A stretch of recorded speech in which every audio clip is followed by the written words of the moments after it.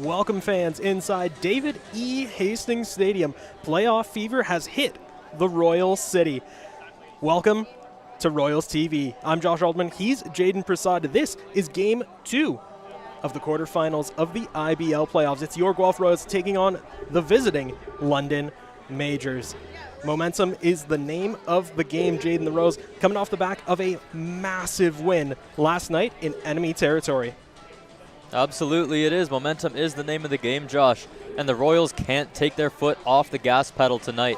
A commanding 8-0 victory last night over the Majors. The Royals looking to push for more, looking to go up 2-0 in the series. A commanding 2-0 lead would all but seal the Majors' fate, but can the Royals get it done with Cush on the mound going up against Keys for the Majors? We'll have a little more on that matchup later on. As you can see, a view of the field, the Kingdom packing the park here tonight. The fans, like I mentioned, being struck by a little bit of playoff fever. The energy, you can feel it. The tension, you can feel it. Whew. This building is ready to pop off, Jayden. Yeah, this place is packed, and for a good reason. All the fans want to see the Guelph Royals coming out with the bats swinging after a big 8-0 victory last night. A home run from Liam Wilson, a couple of doubles, and looking to see more of that today. As we take a look at the current playoff scenarios, Barrie and Toronto tied at 1 game apiece. Welland with a commanding 2-0 lead over Kitchener. Same thing goes for the Cardinals against the Barnstormers. And, of course, in that bottom right corner, your Guelph Royals and the London Majors. Game 2 to be decided right here tonight. And, of course, a ceremonial first pitch. A playoff game at Hastings would be incomplete without one. We're here to lift his spirits and celebrate his passion for the game. All right, Kipton, here's your pitch.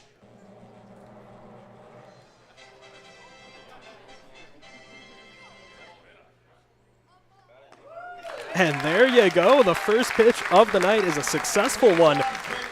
Those ceremonial spirits are already high here at Hastings.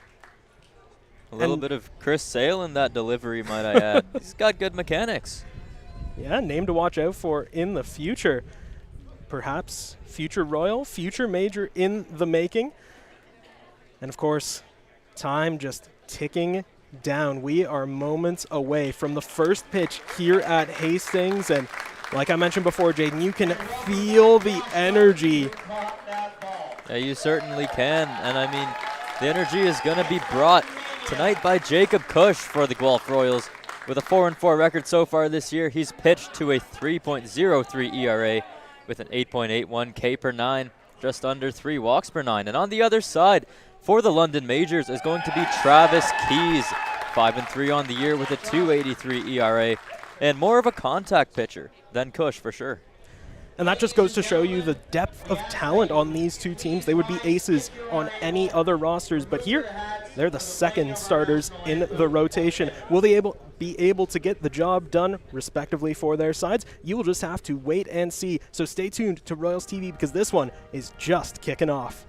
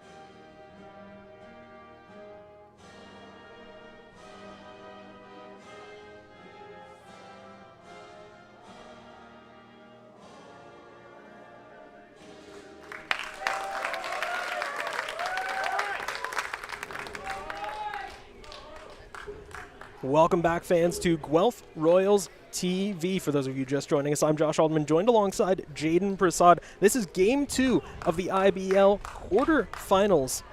The playoffs just getting started, and it really feels like there's still so much left to play for, despite it being the second game in the series. Still very, very even ground. Both of these teams, plenty of big bats in their lineups tonight and putting their alternate aces up there on the mound in Kush and Keys, respectively.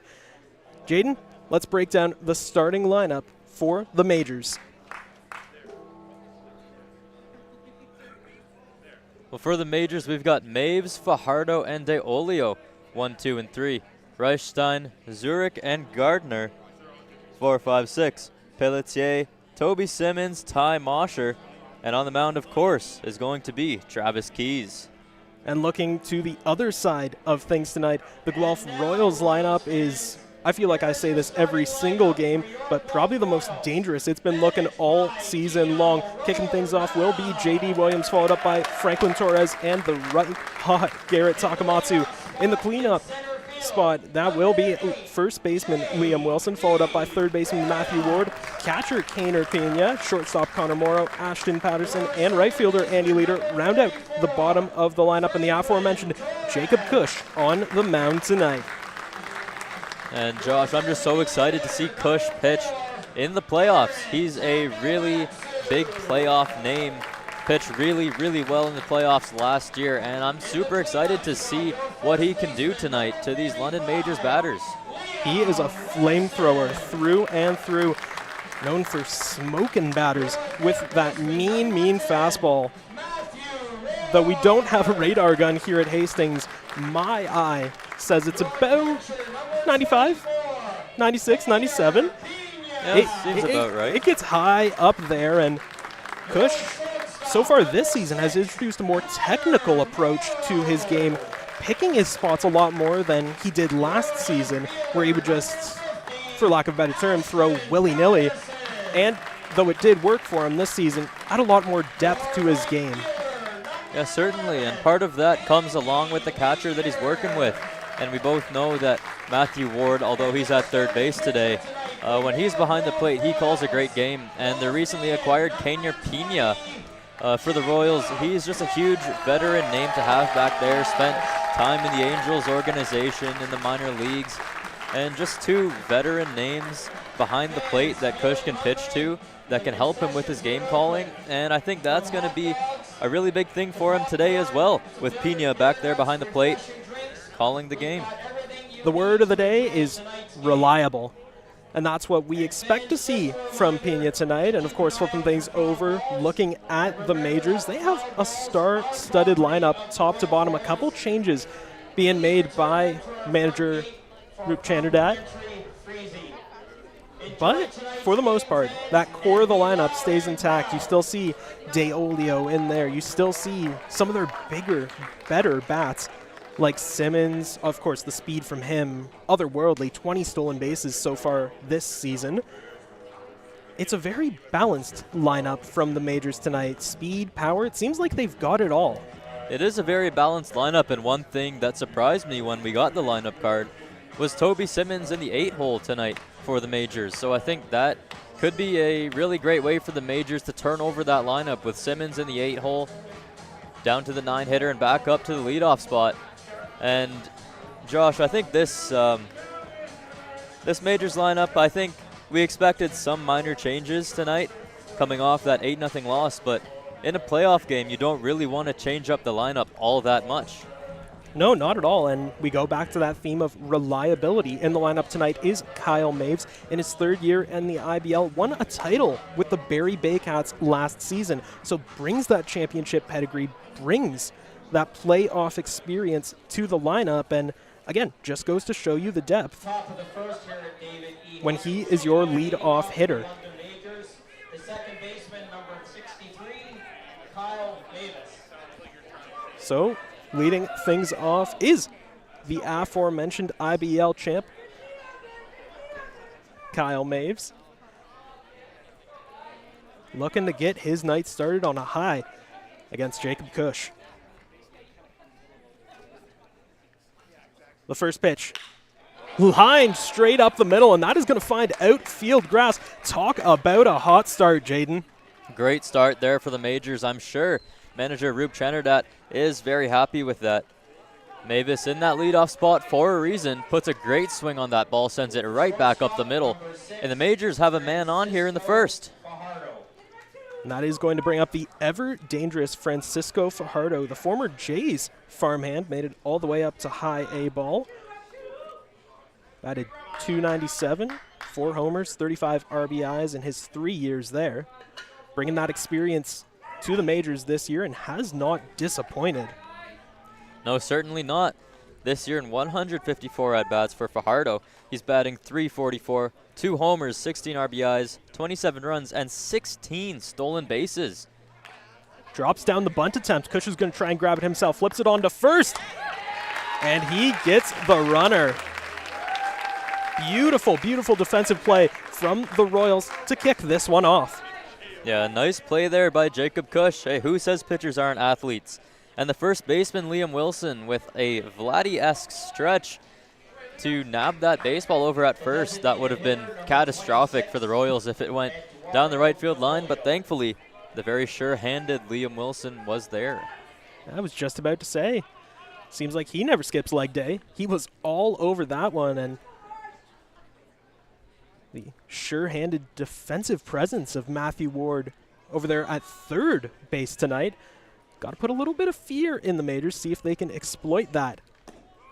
The Royals, I should say, can exploit that as DH Eddie Deolio steps up to the dish. Probably the biggest power bat in this Majors lineup. Yeah, one of the best power bats in all of IBL, Josh. 11 homers. As he sends that one sky high. Wilson chasing after it, makes the grab. Runner will not go. 2 outs, runner still on second here in the top of the first. And another nice play over at first from Liam Wilson, ranging backwards to make that catch.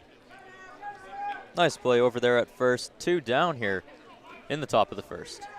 That is going to bring up right fielder Byron Reichstein in his 13th year with the London Majors. Talk about longevity, and the fact is the guy is only 32 years old.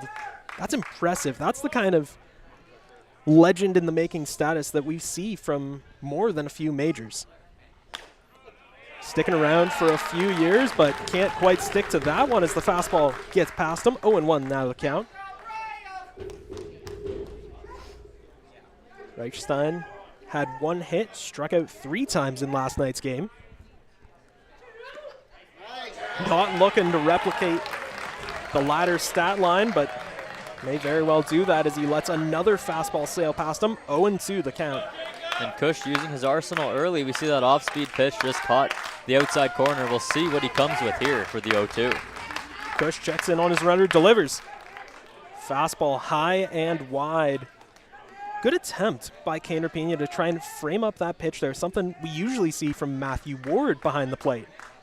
Certainly a good attempt, and I'd like to see what Kush comes back with here, if he sticks with the fastball or goes off-speed on the outside edge. It's his secret weapon, but doesn't get the call he wants. 2-2 now the count. Sticking with the fastball in this at-bat is Kush. 2-2 is the count. We'll see if he wants to try anything, because we know at 3-2 he's much more likely to come back with that fastball. See if he can keep it in the zone this time around as Kush gets set. Delivers the payoff pitch. That one grounded up the first base line. Liam Wilson is going to take it to the bag, doing it all here in the first is the big redwood, Liam Wilson. 3 outs from Liam Wilson in the top of the first inning, and that's certainly something that Royals manager Dino Ramel loves to see. Your first baseman being sure-handed over there. Not only does it give him that boost of confidence, but it also gives the infielders as a whole a boost of confidence. When they're thrown over to first, they don't need to rainbow the throw over there. They know they can throw that ball hard, and even if it's in the dirt, Wilson's got a good chance of picking it. So much depth, so much reliability in this Royals roster tonight. And of course, we talk a lot about their offensive presence, how much really the runs they can put up on the board when momentum gets on their side, as we saw with 8 runs last night. But we don't talk enough about their defensive abilities, and I think we just got a showcase of that here in that first inning. Cush with the flip onto first. Wilson getting those last 2 outs all by his lonesome. And again, the choice to put Matthew Ward at third, a little bit of a puzzling one to us. Ward has played catcher for a majority of his time here with the Royals. Do you think that gamble is going to pay off defensively for the Royals tonight? I think it is rewarding to have the veteran catcher, Kaner Pena, back there, especially catching a younger pitcher like Jacob Cush. Matthew Ward, we've seen him, I think, a couple of times this season over at third base, not all that much.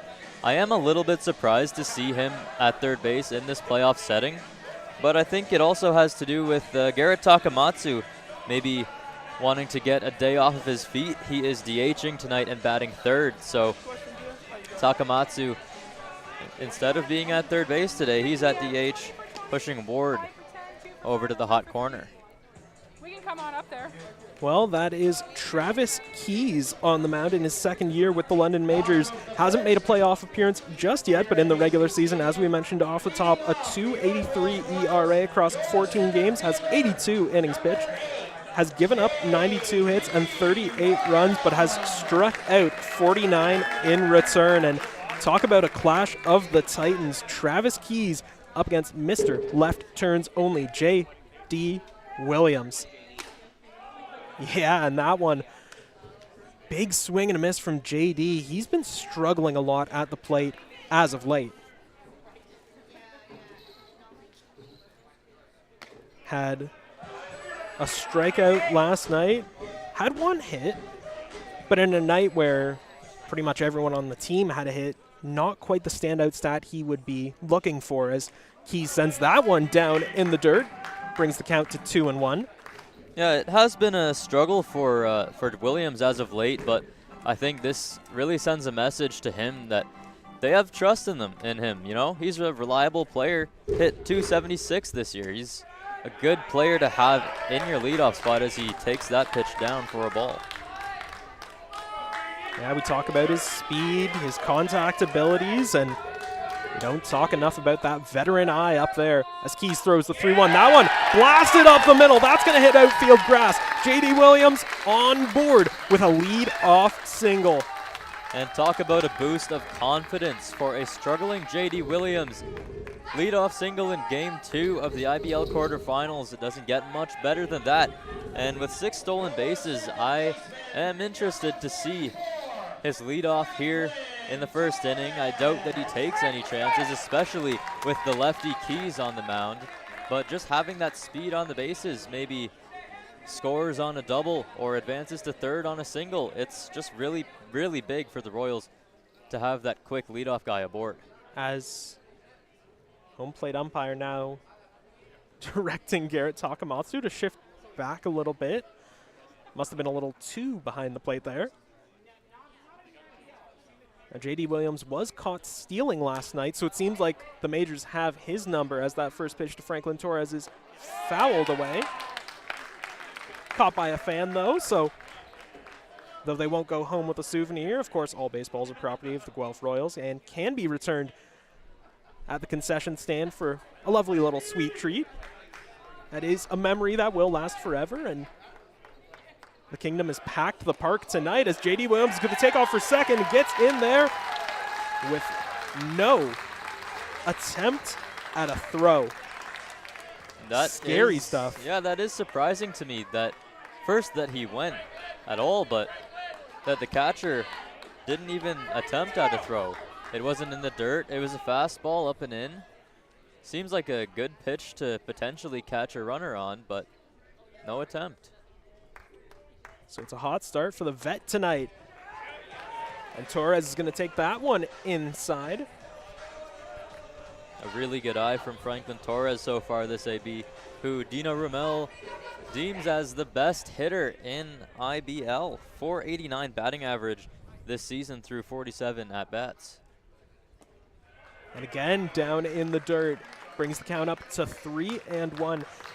And I mean, earlier on in August, his batting average was above 600 at 607 I believe. So that just goes to show you the contact that Franklin Torres has brought back to this Royals lineup, leading the recent renaissance of their offense. As he's going to send that one into the glove of shortstop Fajardo. Unbelievable. Francisco Fajardo. We talked about his offensive abilities. Now you get to see his defensive abilities robbing, and I mean robbing, in broad daylight, Franklin Torres of an easy single. Well, I hope somebody got a picture of that, because the air on that jump from Fajardo, corralling the ball in a snow cone, managed to come down with it. What a play. As Takamatsu's going to sound that one high, deep to center field, back. Here's the center fielder, that one's going to be dropped. His turf, J.D. Williams getting waved home. He is going to be in time. The Royals are on the board. And momentum, well, it's one hell of a thing, Jayden. J.D. Williams, the speed that we talked about, he had to make sure that that ball wasn't caught, and it dropped right out of the glove of the center fielder Simmons. He was able to score on that, and that goes back to the lineup construction that we talked about, having that speed in J.D. Williams up top, and Takamatsu driving that ball all the way out to the 369 feet sign in center field. Toby Simmons, I thought he had it, Josh, but popped right out of the glove, it looks like. Well, you talked yourself how much of a surprise it is to see Simmons out there in center field. Obviously, he has a lot of speed, has played fair amount of infield for the majors this season, as Key's first pitch to Wilson is in for a strike, 0-1 the count. Simmons, I mean, I saw firsthand in the preseason game that I called for the majors, his defensive abilities was putting on a clinic out there on the field, but that one just didn't fall the way that he wanted. As that one called a strike. Liam Wilson and the Royals Kingdom not too pleased with how that one went, but the call stands. 0-2 the count.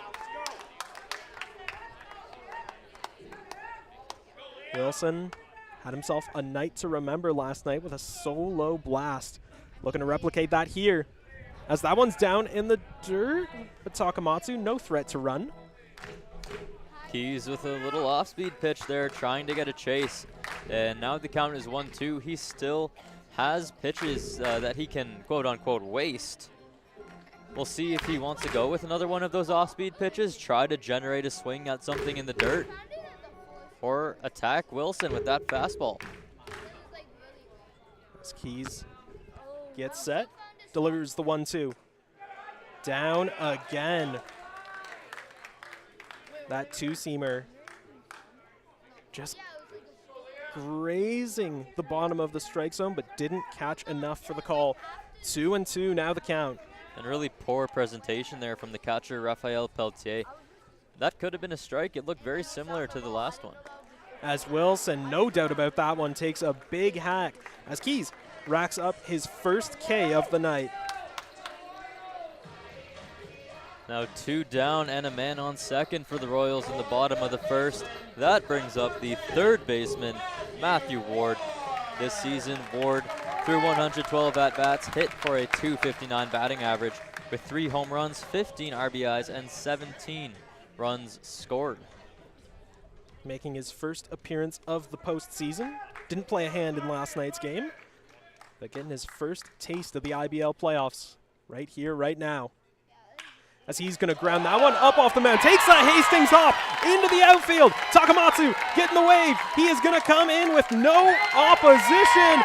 Call it a 2-out RBI single for Matthew Ward. And sometimes when things are going your way, you get those balls to drop, and that was a grounder right back up the middle. Hit the mound, might have even hit the pitching rubber, and just shot up and over the head of Francisco Fajardo. Not a chance in the world for him to make that play. And the Royals are going to try to keep the momentum going and maybe try to get even more of those bounces and those hops to go their way. It's now 2-0 here in the bottom of the first. As Kaner Pena steps in, Keys is going to attempt the pickoff. And he got him. The ump taking his time on that call, but beautiful defensive display there by the Majors to get the pickoff attempt. Yeah, Ward didn't know what hit him. Yeah, he wasn't expecting that at all. Well, that is going to do it for the first inning of play. Your Guelph Royals jump out to an early 2-0 lead. Can they keep the momentum going with the Majors back up to bat? Well, we'll just have to wait and see. You're watching Guelph Royals TV.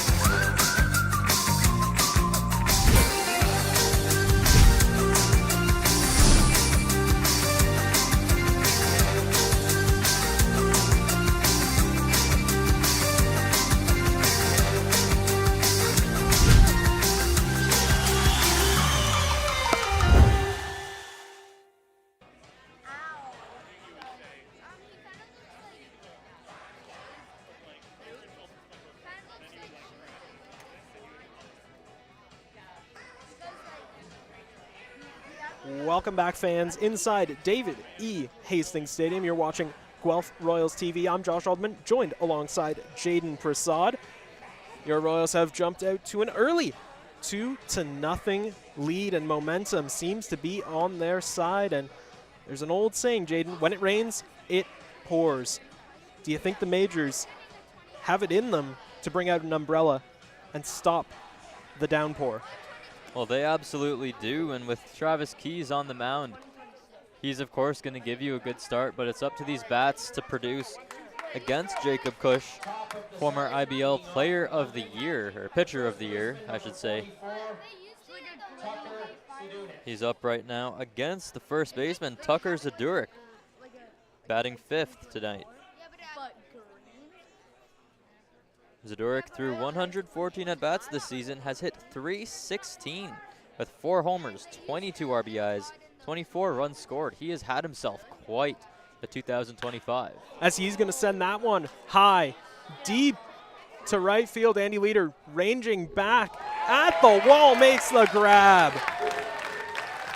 A thing of beauty from the longtime IBL vet, Andy Leader, leading the way with that fantastic grab right on the warning track.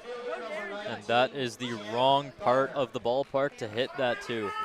Anywhere else, that probably would have been a home run without a doubt, but that 393-foot alley out there in right center field is not kind to these left-handed hitters. No, it is not. As Cush's first pitch to Champ Garner goes outside for a ball, 1-0 the count. Garner playing in left field tonight. He's going to send that one up in the air. Chasing after it is Liam Wilson, but it is second baseman Franklin Torres who comes in to make the catch. Again, that defensive ability of the Royals. Solid hands all across the infield, all across the outfield. That's got to be a scary sight if you're a batter. It certainly is, and you kind of feel helpless in a way. You know that you can hit the ball as hard as you possibly can, but if you hit it in the vicinity of someone, especially one of those guys on the right side of the field that have been so good so far today, you might be out of luck.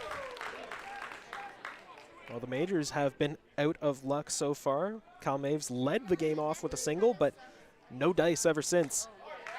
Check swing there, gets called a strike. 0-2 now the count. And that's one of the things about Cush's game that really impresses so many people. Not only does he throw so fast, he throws so quickly. Those fastballs coming in, no mercy. Just a smattering of seconds in between his pitches. Pitch clock would be no issue for him. Certainly not. He likes to work quickly, and batters they're the opposite. They don't like to go quickly, so Kush has them in his favor here. Big swing and a miss.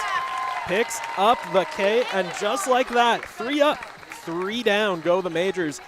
Jacob Kush, he is starting to heat up, and that is a sentence no opposition fan wants to hear. We know how good Jacob Kush can be. Last time that I was here calling one of his games, he threw, I believe it was 8 innings of 1-run ball, and he's such a dangerous pitcher, and in the playoffs, he absolutely thrives. We've seen this last year in the IBL playoffs, and throughout his career, he's been a great big-time performer.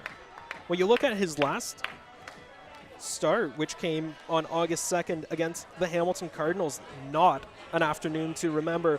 Went 4 innings, gave up 7 hits, 6 earned runs, walked 4, only struck out 5. And that just shows you the caliber of player that Kush is. For him to rebound like he has from his last start, to come out firing on all cylinders, smoking the Majors batters left, right, and center. Yeah, it takes a level of resilience to bounce back after that. And we've seen that so far from Kush through 2 innings. He's been absolutely dealing. And he's only thrown, what, 15 or 16 pitches so far through those 2 innings? The defense is doing its job. Kush is doing his, giving his defenders a chance to make plays and not lacking on the strikeouts either, Josh. Yeah, living the high life are the Royals, but let's see if Travis Keys can bring him back down to earth in his last start back on August 15th against the Chatham-Kent Barnstormers at Labatt Park. Went 7 innings, gave up 6 hits, but only 2 runs. Walked 2, struck out 5, and picked up the W on the night.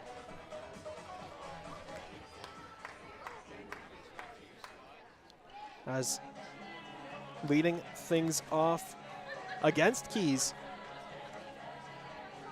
that is going to be shortstop Connor Morrow. Here in the bottom of the second, your catcher, number 24. Or, pardon me, Kaner Pena back up to bat, which, of course, because Matthew Ward got picked off to end the inning. Game's so exciting, I lost my train of thought there as Keys gets set to deliver. Pena chops that one on the ground. Fajardo is going to come up with it, flips it on to first. Not in time. That one is going to roll away. Pelletier right there to cover, but no chance. Runner is safe. A really nice play deep in the hole from Fajardo, kind of Derek Jeter-esque. He got that throw off in a hurry. He knew he needed to with the pretty quick Pena at the plate, but the throw, it was on line, but just not hard enough. Wasn't able to get enough strength on that, and that's just a really tough play for any shortstop. And Pena, a big power pickup by the Royals, but showing that he can get the job done with the small stuff. And the pickoff attempt. Close, but no cigar for Travis Keys. And of course, now up to bat is Connor Morrow. Held without a hit last night. Struck out twice as well. Looking to reverse his fortunes. Shows signs of bunt. Kaner Pena about a quarter of the way over to second base, showing signs of stealing. Almost trying to draw out a throw from Pelletier. Yeah, just trying to force the Majors' hand a little bit, force them into making an error. That's something that the Royals have been so good at this season, and something that we could see certainly tonight. Keys' next pitch, a fastball framed up excellently by Pelletier, brings the count up to 0-2. And now Morrow's got a battle with that 2-strike approach that the Royals have used so well as of late. Keys gets set one more time. That one chopped on the ground, right back to the mound. He's going to flip it on to second for 1, to first in time, and the Majors turn a double play.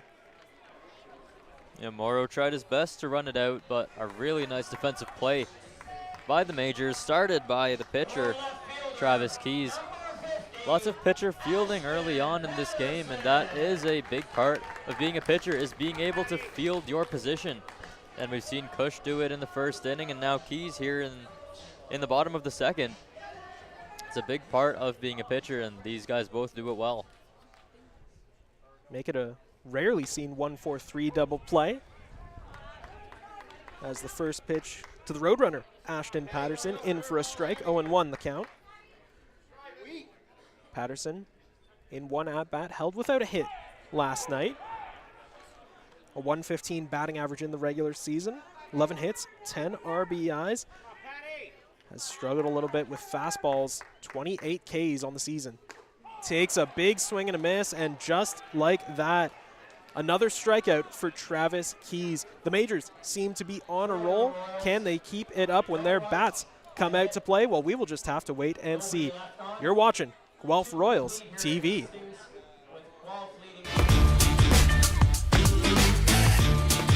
If there's guys on base, I'm trying to create the situation in my head. Torrey Hunter taught me that. Create it in your mind, where you're throwing the ball, what you're doing in this situation. When it happens, you're just reacting. Defense, you can always make a play. You always have an opportunity. You never know what ball's going to get hit to you. It's always a good feeling when you're running down balls for your pitcher. You look forward to running balls and robbing home runs. Nothing more satisfying than making a dive play or a big play.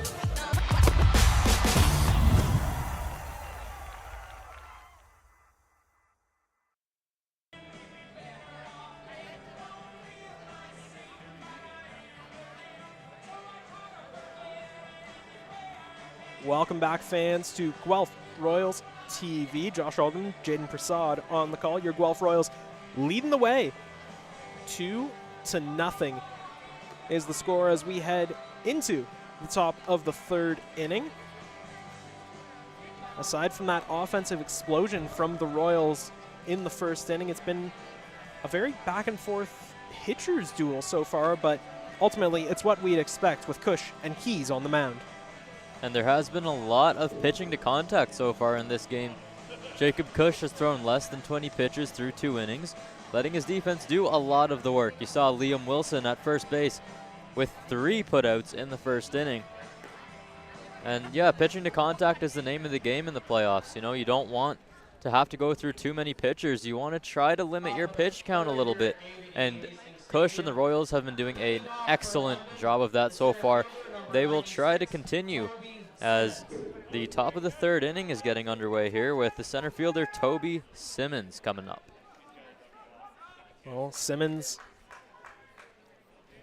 dropped the ball quite literally, allowing the Royals to cash in the first of their runs on the night, as the bunt attempt is going to go foul. See if he can redeem himself on the offensive side of things, and he's been an excellent addition to this Majors roster despite striking out 3 times last night. Absolutely. Simmons, 20 years old from Nassau, Bahamas. You absolutely love the Caribbean representation there. Through 165 at-bats this season, Simmons is batting .291, 5 home runs, 26 RBIs, 35 runs scored, and 20 steals like we talked about before.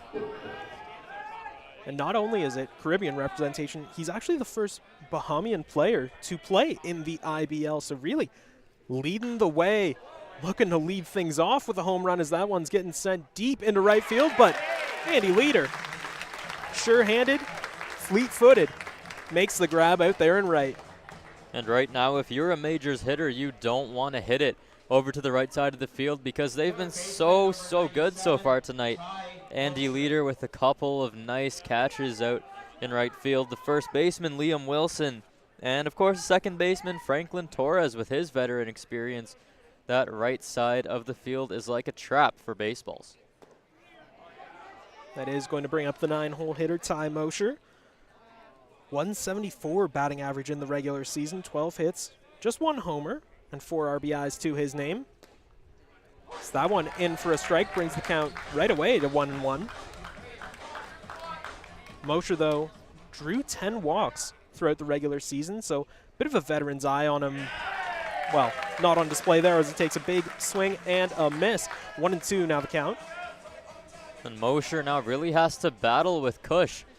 1-2 is the count, like you said. He's going to try to put the bat on the ball any way he can. We'll see if he can do it. So that one's going to be chopped on the ground right to who else but Liam Wilson. Takes it to the bag himself. Make that 4 outs now that Liam Wilson has recorded, 3 of them all by his lonesome. The second baseman, number 6. Yeah, he's having a good night so far, and that will certainly give you some confidence. And that confidence often translates to the batter's box as well. We'll see what Wilson can do in his at-bats later today, but I'm sure this is a boost of confidence for him as a baseball player. Well, we mentioned that momentum is the name of tonight's game. Wilson coming in 2 for 4 in last night's contest, had a solo moonshot, helping the Royals on their way to a big-time shutout victory. As before you know it, an 0-2 count on Kyle Maves. And Maves didn't like that call, maybe a hair inside, but now the count is quickly 0-2 again. The Kingdom rallying behind the home side as that one gets fouled back towards the grandstand. Staying alive is Maves.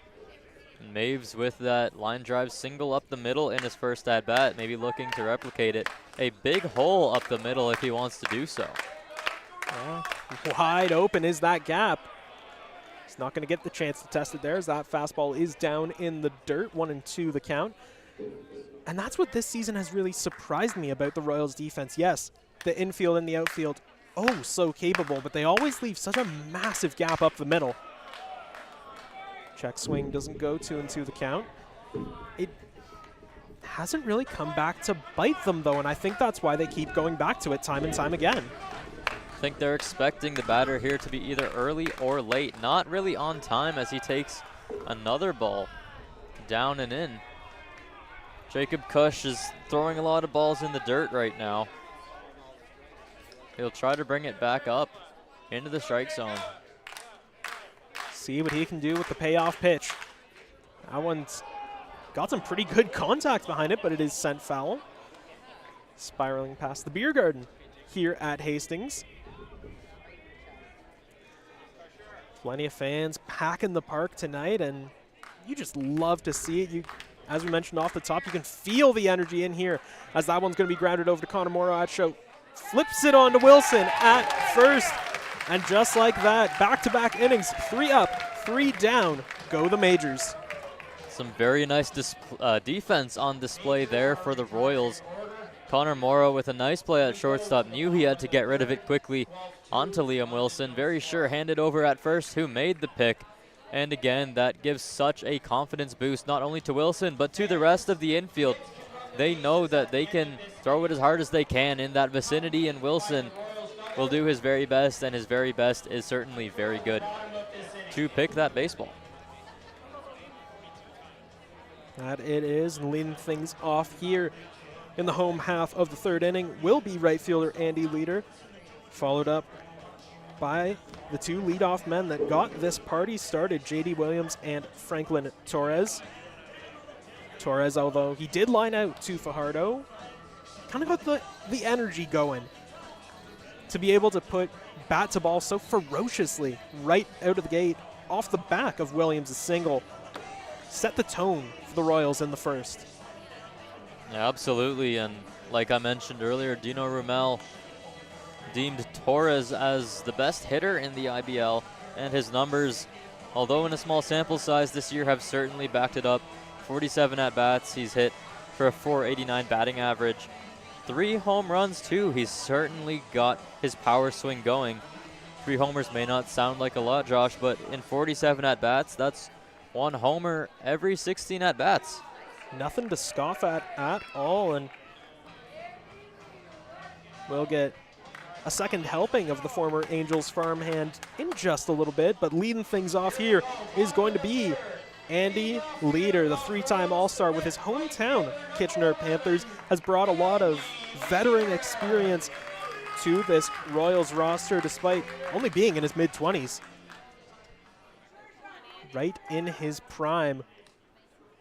But like Williams, has the eye of a veteran, has that presence, that good locker room presence that you look for in a leader. Living up to the last name in the clubhouse. See if he can lead the way here in the home half of the third. Takes the fastball for a strike. 1-1 now the count. Keys now up to 25 pitches, looking to make it 26. Down in the dirt, 2-1 the count. Leader with that good eye at the plate. He's taking some pitches here early on, doesn't want to swing just yet. Still not swinging. Peltier framing that one up, getting the call he was looking for. 2-2 now the count, and you can see Ty Mosher over there at third, still playing practically on top of the infield grass, looking to prevent a bunt attempt, as that one's going to be skied in the infield. Flipped onto first base by Mosher, and right away, one out here in the third inning. Another great defensive play by the London Majors, almost saying anything you can do, I can do better, to the outstanding Royals defense. A nice play there by Mosher, and like you mentioned, he was still pretty much even with the bag over at third base, and if he was further back, he might not make that play. That is great defensive positioning. More great defensive positioning. We've seen it all night so far. And this brings up the leadoff hitter for the Guelph Royals, J.D. Williams. Hit a leadoff single in his first at-bat, looking to do it again. Takes that one inside, just grazes the bottom of the strike zone. 0-1 the count. Williams, the former Cincinnati Reds farmhand, known as Mr. Left Turns Only around these parts. Showed off that lethal speed back in the first inning when he stole a base off the back of his single. But now facing a 1-1 count as Keys delivers. That one sent screaming into shallow right field, and that is going to hit outfield grass. Not sure what happened there. A little bit of miscommunication, a malfunction at the junction between Toby Simmons, Kyle Maves, and Byron Reichstein. A Bermuda Triangle of sorts. That ball just drops down, and hey, no complaints from J.D. Williams. That ball just not hit hard enough nor high enough to really be in the vicinity of any of those fielders out there. And like you said, when it rains, it pours, and more lucky contact for the Guelph Royals here so far. Williams with a decent lead over at first, certainly not trying to get picked off. As that one sent spiraling into left field, that's going to hit down, way down to the 325 sign. J.D. Williams is going to get the wave. He's heading home and faces no opposition. Call it a 2 RBI double for Franklin Torres. Franklin Torres showing just what he means to this ball club. He's in that 2 spot for a reason. We talk about his insanely high batting average this season, and he's got speed out there too. 4 stolen bases on the year, so he got into second base, no problem at all. J.D. Williams, of course, with his speed, scores the run. It's now 3-0 for the Royals, with Garrett Takamatsu up with a runner in scoring position and 1 out. Williams, 2 singles, 2 runs. Takamatsu looking to keep the party going. First pitch he sees is going to be a fastball, a 4-seamer high. 1-0 the count. Takamatsu in his 7th year in the IBL, former MVP, multi-time All-Star.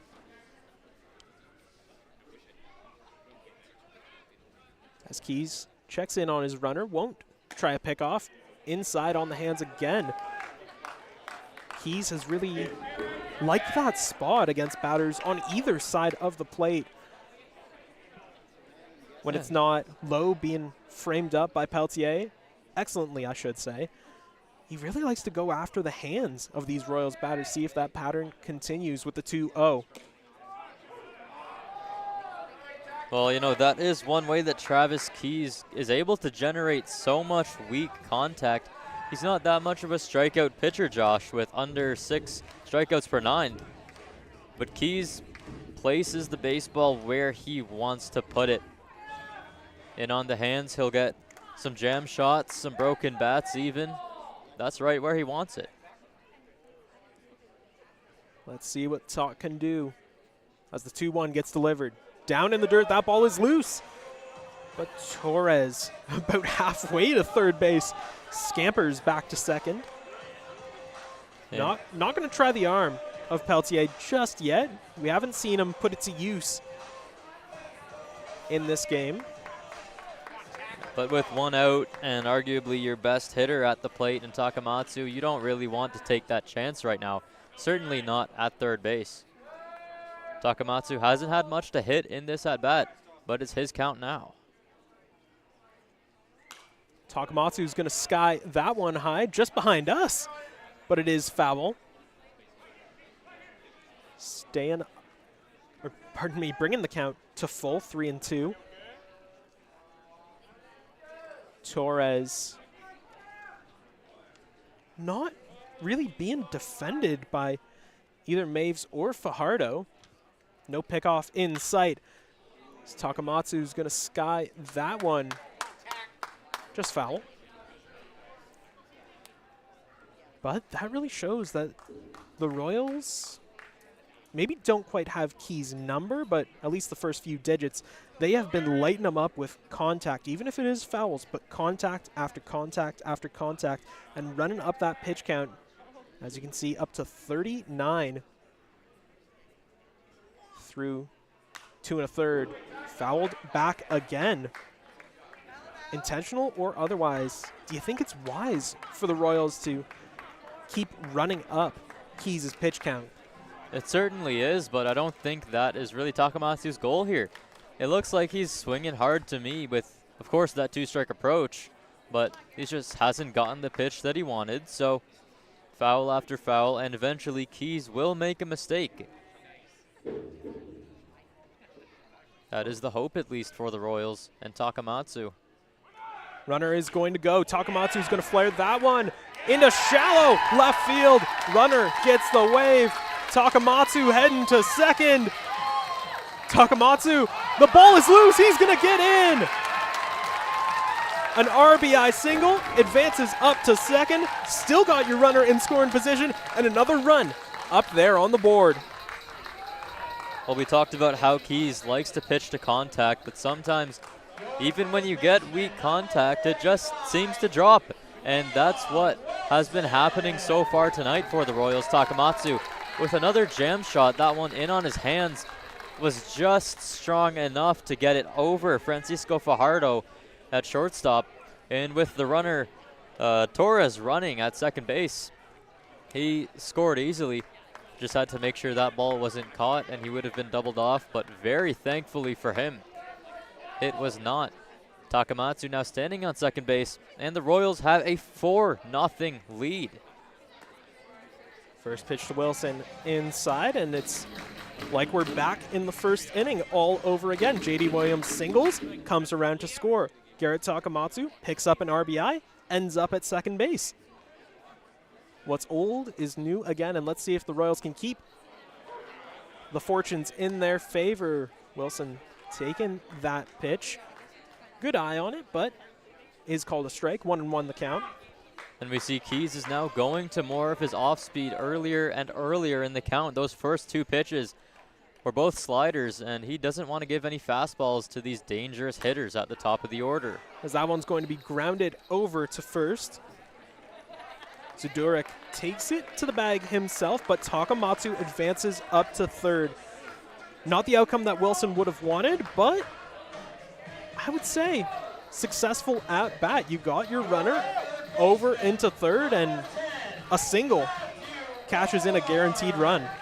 Yeah, that certainly works, and Takamatsu, not the fastest of people out there, so had he been at second base, a hard hit single to the outfield may not have cashed him in, but like you said, now a single certainly scores him.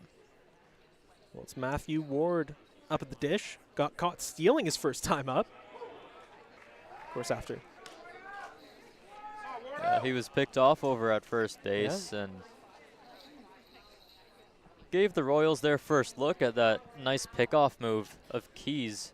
Yeah, so subtle. Yeah. Takes a big swing at that one. Brings the count to 0-2. But it was in an 0-2 count his last time up that Ward was able to get on base, turn things around. Though things ultimately didn't end the way that he would have liked. See if he can keep that going here. That one, a fastball high. 1-2 now the count. And you mentioned before, he's really going to those off-speed pitches early. Well, the fastball just hasn't been doing it for him tonight. It's been high, it's been low, but nowhere that he wants it to be. And there we go again, a four-seamer down and away. 2-2 now the count. I'm surprised he doesn't try to keep that fastball up more. Try to either generate a swing and miss up there or set up that breaking pitch, which we might be seeing right now. I think I would expect a slider that starts up and breaks over the plate. That one skied high behind the Majors dugout. Ward stays alive in the count. And we mentioned off the top, reliability, momentum, all things that are working in the Royals' favor with their lineup, with their attitude heading into tonight. They're rattling keys. See if they can keep things going as that one bounces off our ambient mic, giving us quite the shock here in the broadcast 10. That was a little bit scary, but yeah, apologies if we just blew out someone's speakers at home. But like the Royals, that mic is built tough and built to last. As Matthew Ward lets that one sail low. Great vision on that one. Despite Peltier's best efforts to frame it up in the zone, Ward, I think that's the power of being a catcher up at the dish. You're able to read those pitches oh so well. He's getting set with the payoff pitch. That one pops up. Peltier and Keys both going after it. But it's the catcher that makes the grab and ends the inning. But the Royals keep the party going. J.D. Williams singles and scores. Takamatsu cashes in another 2 ribeyes on his ledger tonight. And despite the Majors' best efforts, giving up 2 more here in the bottom of the 3rd. It's time to run the bases here at Hastings, so we will stay right here on Guelph Royals TV. Don't go anywhere because, well, the fun's just starting.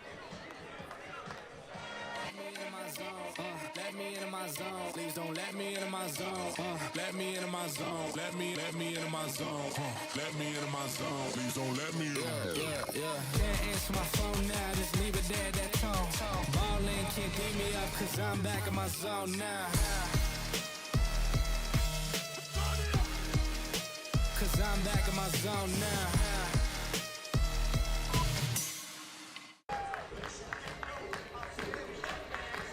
And there you can see the last few fans rounding the bases. It's a tradition here at Hastings for kids and the young at heart to hit the base paths. And there you can see Franklin Torres having just as much fun as those kids.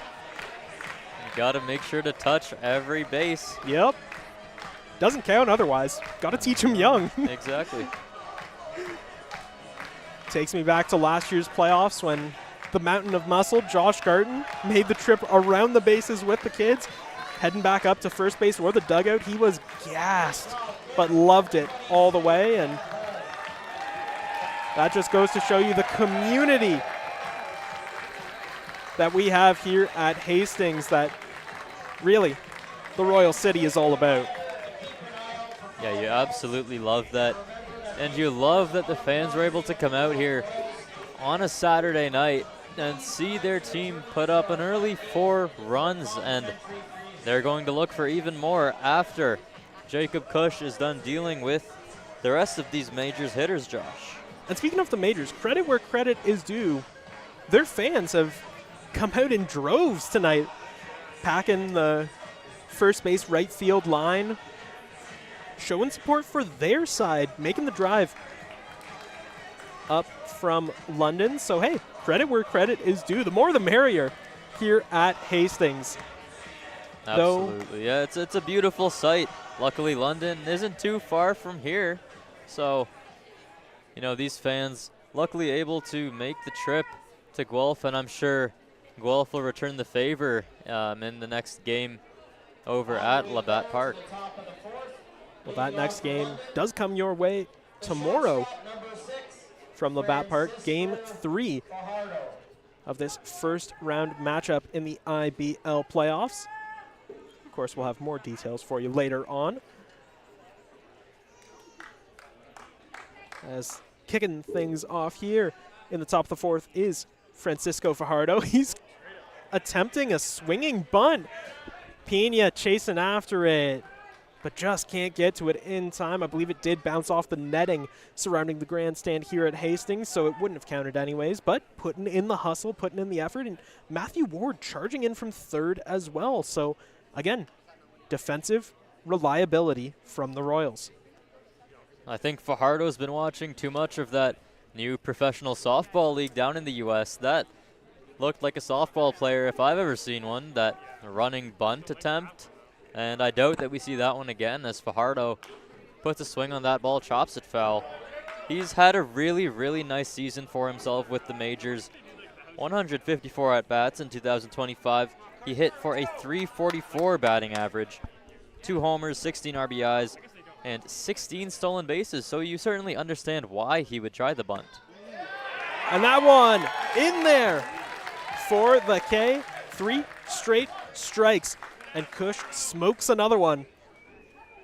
1 out here in the top of the fourth. And just a way to set up that off-speed pitch right at the top of the zone. Cush with a couple of high fastballs early on, then flips in that slider right there at the top of the belt. Well, you go from a rock to a hard place as Eddie DeOlio steps up to the dish. Former prospect in the Yankees, the Diamondbacks, and the Astros organization, making it all the way up to AAA for a couple seasons, bringing his talents north of the border now. But already, Cush has worked him in an 0-2 count, and less than a dozen seconds, Cush right back at it. That one down in the dirt, but you saw there that little flash of the glove up from Kaner Pena. That sign of encouragement, that just goes to show you the chemistry, the community that these battery mates have built as that one blasted back in towards the grandstand. Our ambient microphone getting all of that one. Just like DeOlio got almost all of that one, making some good contact that the majors just haven't been able to get from Cush. So is this a sign of improvement the second time around? We will have to see, as you can almost hear his yelp of surprise as DeOlio, the big man, jumping out of the way of that one. 2-2 the count. Yeah, this has been a very uncomfortable at-bat for Eddie DeOlio. Not having any fun, but oh my! Jacob Cush catches the line drive right back at him. Didn't even have to move his glove. It looked like that one came right back where it started. DeOlio put a nice swing on that ball. I didn't even see it leave the bat, Josh, and somehow it ended up back in the glove of Jacob Cush, who now has 2 outs here in the top of the fourth. Cush, so casual, just flashing the leather up there on the mound like it's nothing. And not shaken up, not gloating either, just right back to business. And that's why he's become such a fan favorite here at Hastings, as that one's going to be lined right into the glove of Franklin Torres. Defensive clinic by the Royals here in the top of the fourth inning. Cush, Torres getting the job done. What else is there to say, man? Just incredible defense. And Jacob Cush, we saw him make that play on the bunt attempt in the first inning, and now that catch on a line drive hit right back at him. Certainly upwards of 90, maybe even 100 miles per hour off the bat. Could barely even see it, and just seems to land right in the glove of Cush, who is absolutely dealing right now. When we talk so much about the pitcher and what the pitcher has to offer for these teams, but the defense tonight, Josh, has been a story of its own. That it has, and another story is the unusual struggles from Keys that we've seen up there on the mound. Oh, so reliable, and again, like we mentioned off the top, Cush and Keys would be aces in any other rotations, but when you got the likes of Hayano and Custodio in your respective bullpens, you got to go to your number one guys, and then to have arguably 2-3 aces for both of these teams, second being Cush and Keys, shows the depth that these two clubs bring into the IBL playoffs. And Keys, it's important to note, got rocked by the Royals in his last appearance against them at Labatt Park back on August 8th. Went 6 innings, gave up 8 hits, 7 runs, 5 of them earned, walked 5, only struck out 2, and picked up the loss. As we take a little look at the out-of-town scoreboard in the top of the 9th, Kitchener and Welland tied at 4. In the top of the 5th inning, Hamilton leading the way over Chatham-Kent 3-1. And of course, right here in the Royal City, your Royals are leading the way 4-0 in the bottom of the 4th inning.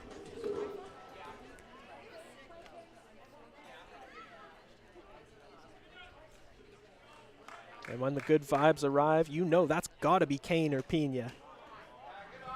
Such a reliable presence behind the plate and in front of it. In the regular season, batted .289 with 11 hits, 2 homers, and 11 RBIs. And that goes back to our earlier point that perhaps catchers may make the best hitters. Such great vision, being able to read the pitches right out of the gate, as already a 2-0 count now becomes a 2-1 count after that big swing and a miss from Pena.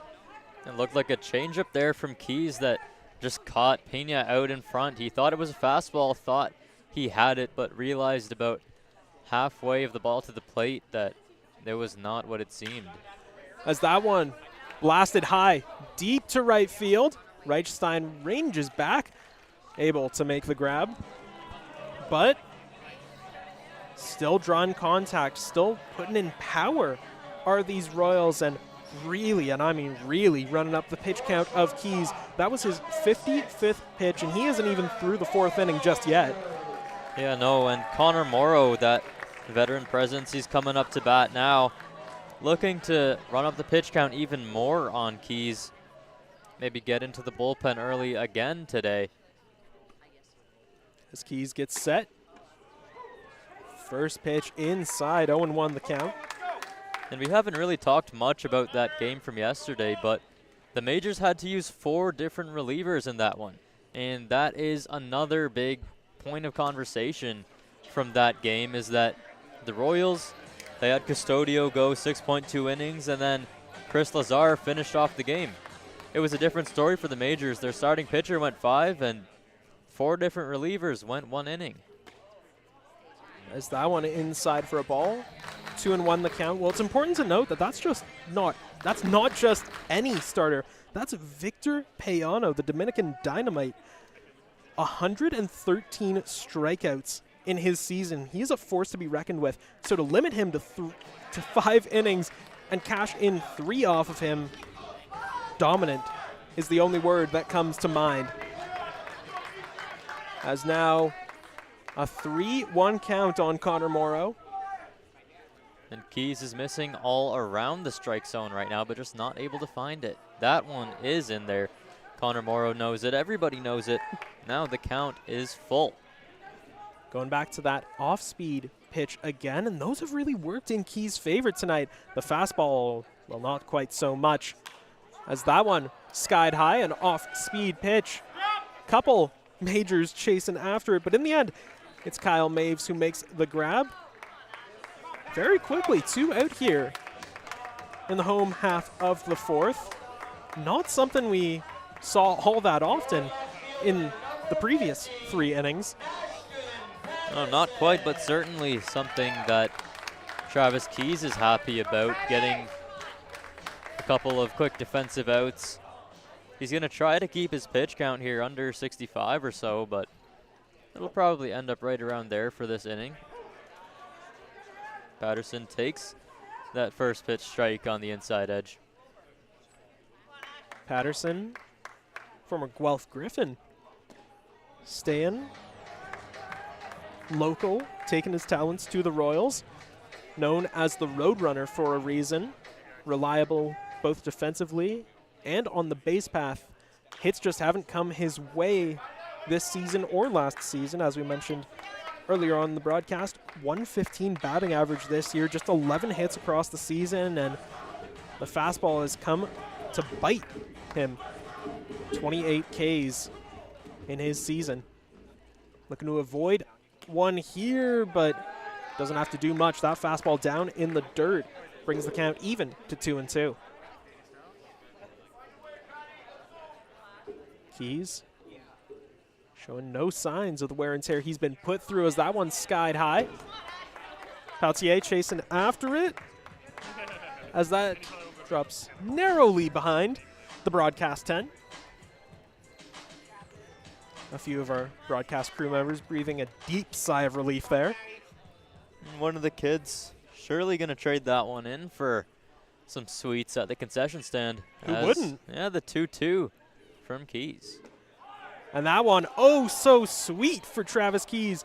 Picks up the K on the slider. 3 up, 3 down go the Royals. Not a sentence we've said so far in this game. Can the Majors keep their momentum going? Well, you'll just have to wait and see. This is Guelph Royals TV. Your Royals are leading 4-0, and the 5th inning is coming your way right after this. 13 inches, part of the hide. Got the suede on the side, broken in good, so, and I got the gold on it now. Pretty amazing, pretty special, yeah. I've always wanted one of these, so hopefully I can get a lot more in my future. The defense doesn't slump. It doesn't come and go like offense. You know, if you lock it in mentally, it's going to be there for as long as you want it to be if you stay healthy. When it breaks in nice, you want to use it for years and years and years. It's always good quality, so you can use it for years and years. I just reordered the same one.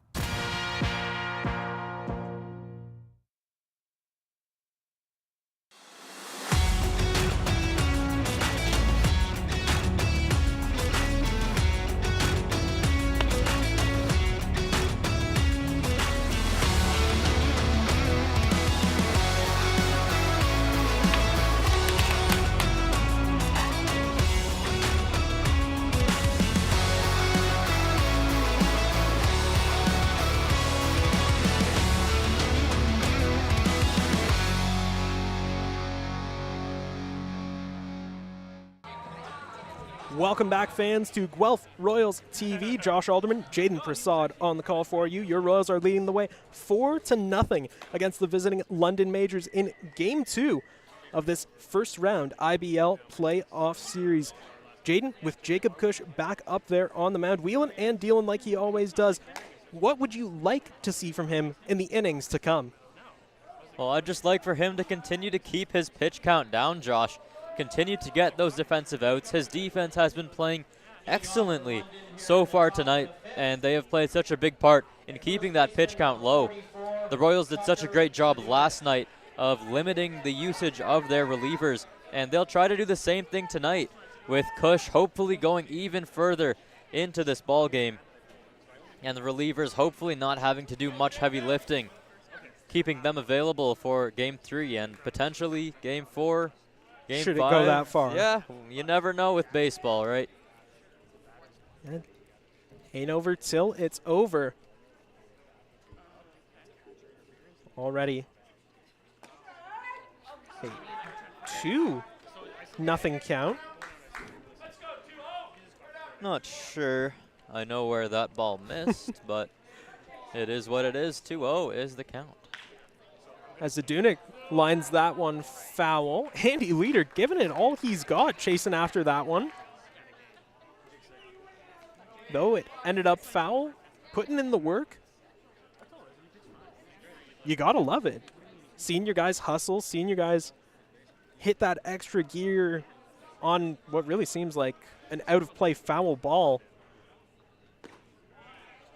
Gotta hearten you if you're Dino Ramel and the Royals coaching staff.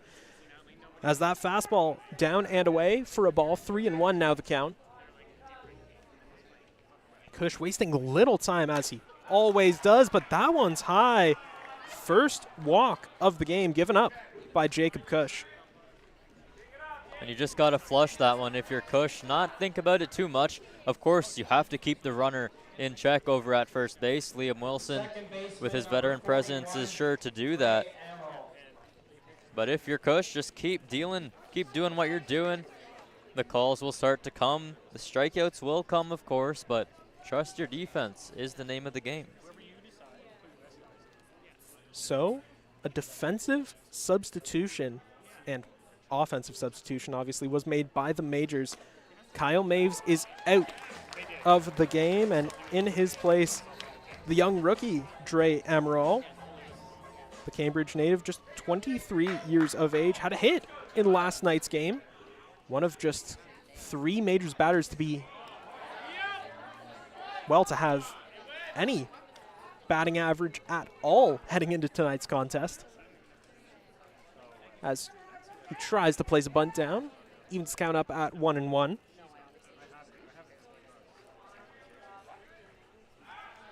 Pickoff attempt, routine, nothing comes of it. Runner back just in time. Emerald in 65 at-bats this season, has a 169 batting average, 6 RBIs, 14 runs scored. And he tries for that bunt again, pops it foul.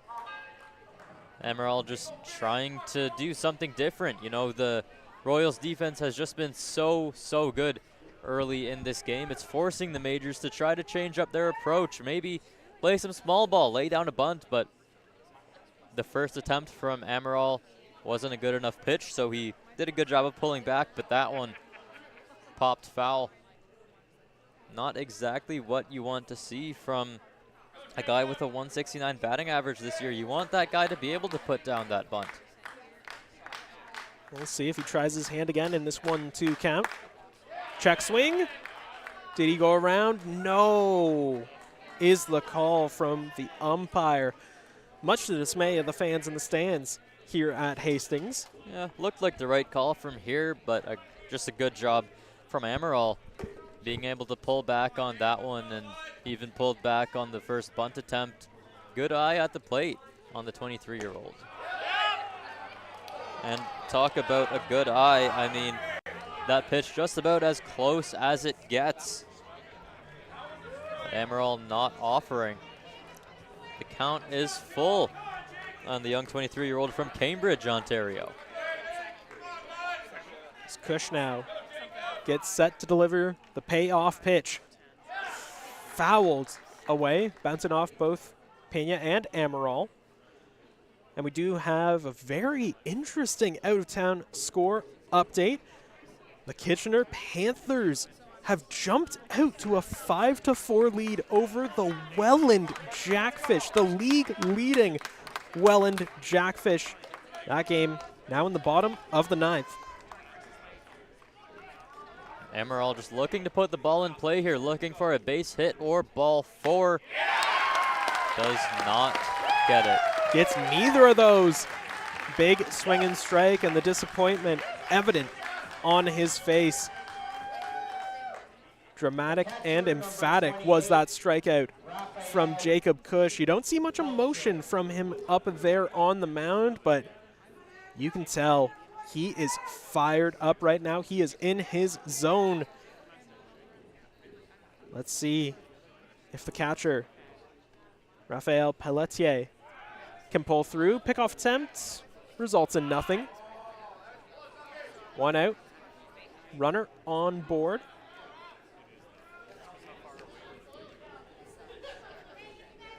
Pelletier, 23-year-old from Quebec, takes that one low.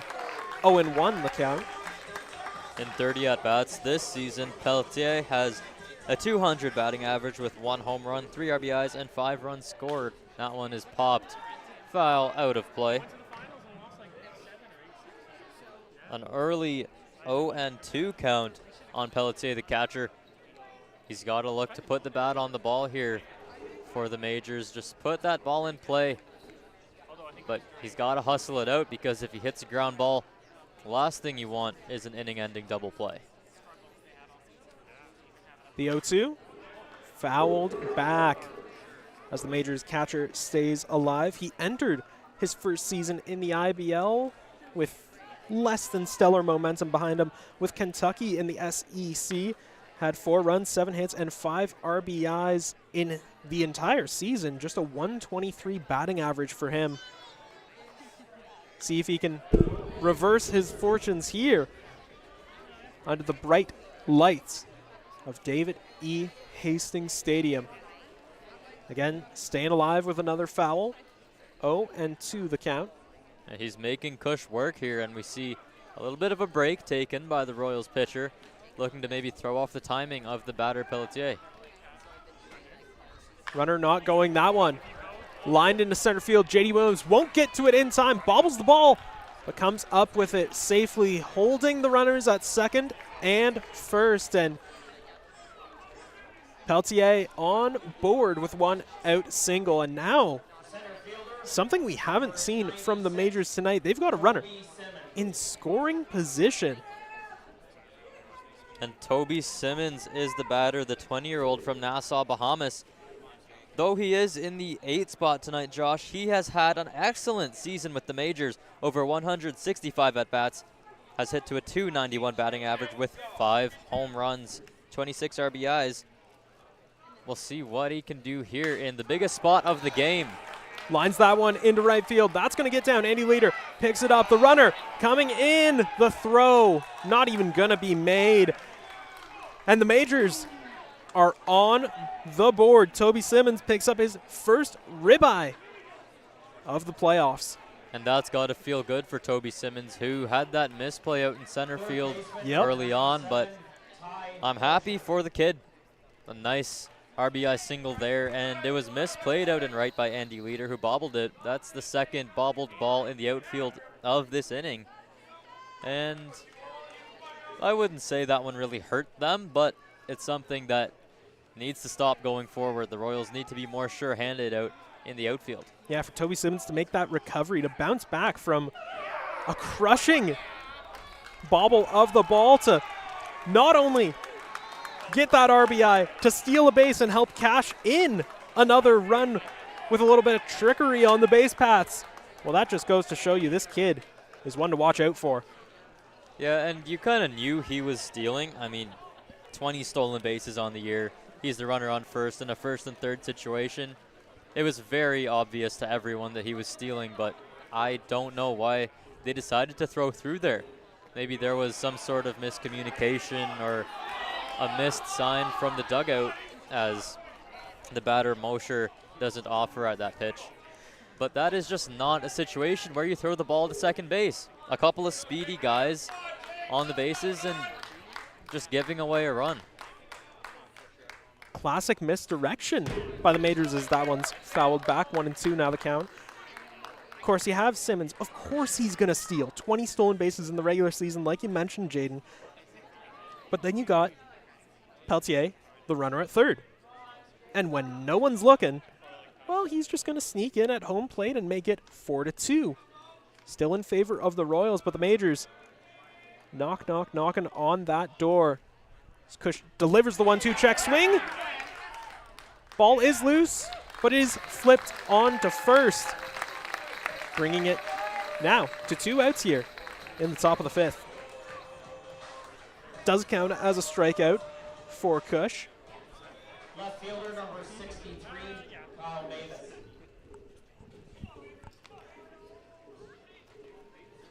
And this is Kyle Mavis, who is still... Kyle Maves is... Maves, yeah, my mistake. Apparently he is now playing left field, though. So I guess it was a defensive switch. He started the game at second as Simmons is in there without a throw. So... a little bit of confusion here. As yeah, not to play Gossip Girl here, but that must mean Champ Garner is out of the game if Maves is being moved to left field. and Amaral is moved into the game. Well, I think it was Garner that was pinch hit for by Amaral. As that one's going to be skied into left field, finds the outfield grass. Simmons jogging his way to the dish, and the Majors building ahead of steam here. Just when it looked like the game was falling out of favor for them, they come back roaring here in the 5th inning. And they're looking to keep things going here with 2 outs. You know, 2-out rally with this 2-hitter up, Francisco Fajardo, former Blue Jays farmhand. We have ourselves a ball game here, Josh. That we do. Wow. As that one sent deep to right field. Andy Leader right underneath it. No trouble at all. But the damage is done. The Majors got to Cush. They broke through and really, really got in his head. And just some tactical misdirections, well, that was really a masterclass in building up your runs. Misdirections, great contact, and Cush, that fastball got away from him a couple times, and the Royals ended up paying for it. Cush now in the mid-60s in his pitch count, something you don't want to see if you're Dino Ramel and the Royals coaching staff. Of course, we can see a little bit of activity out there in the Royals pen. No one warming up quite yet, but maybe some jogging, some stretching, loosening up. Same cannot be said for the Majors bullpen. No one is even in there. No one's up, no one's stretching, no one's home. That shows the Roop Chandradat and his staff have faith in Keys to keep his hot streak going. He's held the Royals to just 4 runs after their big offensive explosion last night, and we do have an out-of-town score update. The Wallen Jackfish have tied the game up at 5, still in the bottom of the 9th inning, heading into extras. That one to keep your eye on. Of course, maybe a second monitor, second TV off in the distance. Having this one on the primary, and the Chatham-Kent Barnstormers have jumped out to a 3-2 lead over the Hamilton Cardinals in their game. So again, plenty of variables at play throughout the IBL tonight, but Jayden, our eyes and our attention are right here at David E. Hastings Stadium and on Andy Leader. Andy Leader, the 9-hitter coming up for the Royals, looking to turn this one over. J.D. Williams is waiting on deck, and he's already 2 for 2 with a couple of line drive singles. Wouldn't he love to come up to bat with a runner on base? And he just might, as Andy Leader's going to send that one into left field. Shallow, but just enough for a single. First pitch he sees, he was going all the way. You could see it in his eyes as he walked up to the plate, and that will bring up J.D. Williams. 2 singles, 2 runs scored, a stolen base, and a couple defensive beauties out there in center field. Mr. Left Turns Only putting on a clinic tonight in the Royal City. See if he can keep the wheels rolling. As that one dropped down for a bunt. Keys can't get to it. The throw is in time for the out, so really great job there from Zadurek to cover the bag along with Amaral. Yeah. Getting the out, but advancing the runner. And that's what he wanted to do. J.D. Williams was called for the bunt, and he did exactly what he needed to do. The first baseman and the pitcher had a little bit of a miscommunication fielding that ball. A nice play by Zadurek, who threw from his knees, and a very, very nice play by the second baseman, Amaral, to corral that one. We've had some great defense today at first base, Josh. That was maybe the best play we've seen so far. Oh, got a plethora to pick from. We certainly do. Here is the second baseman, Franklin Torres. With a runner at second base, he is looking to extend the Royals' lead. And isn't this just a great opportunity for him? That it is. The first pitch from Keys. Another fastball just a bit low. 1-0 now the count. And again, that fastball just hasn't been working for Keys tonight. He keeps going back to it. And it's the same result every time. Those off-speed pitches working a lot better in his favor, but he doesn't seem to have realized that just yet as he steps off the bag, calls it time. Andy Leader dancing out there at second. We mentioned how fleet-footed he is. Speed for days. A threat to steal, even score. See if he can do either of those as Torres lets that one go by. 2-0 now the count. Keys missing in the same spot with both of those fastballs. Might have to try something new here. He's almost putting it right on the corner, but just a little bit outside, according to the home plate umpire. Yeah, trying to draw that swing or even that toss-up call, and still isn't able to get it done. Count very quickly, up to 3 balls, no strikes on one of the most dangerous hitters in the IBL. You ought to think there's a chance that they're just pitching around Torres, but with Garrett Takamatsu waiting on deck, I am not sure how wise that is. That one's in there for a strike, so the at-bat is not over just yet. Yeah, we mentioned, again, off the top, how reliable, compact, and top-to-bottom balanced this Royals roster is. If you can get through Torres, you got Takamatsu and even Liam Wilson waiting in the wings. As Torres is going to blast that one up the middle. Fajardo bobbling it. Leader doing his best to draw the attention away from Torres. That's the veteran mindset. Caught in the rundown. He's going to make it. No way. Andy Leader. He's got the skills to pay the bills, ladies and gentlemen. He's a 3-time All-Star for a reason.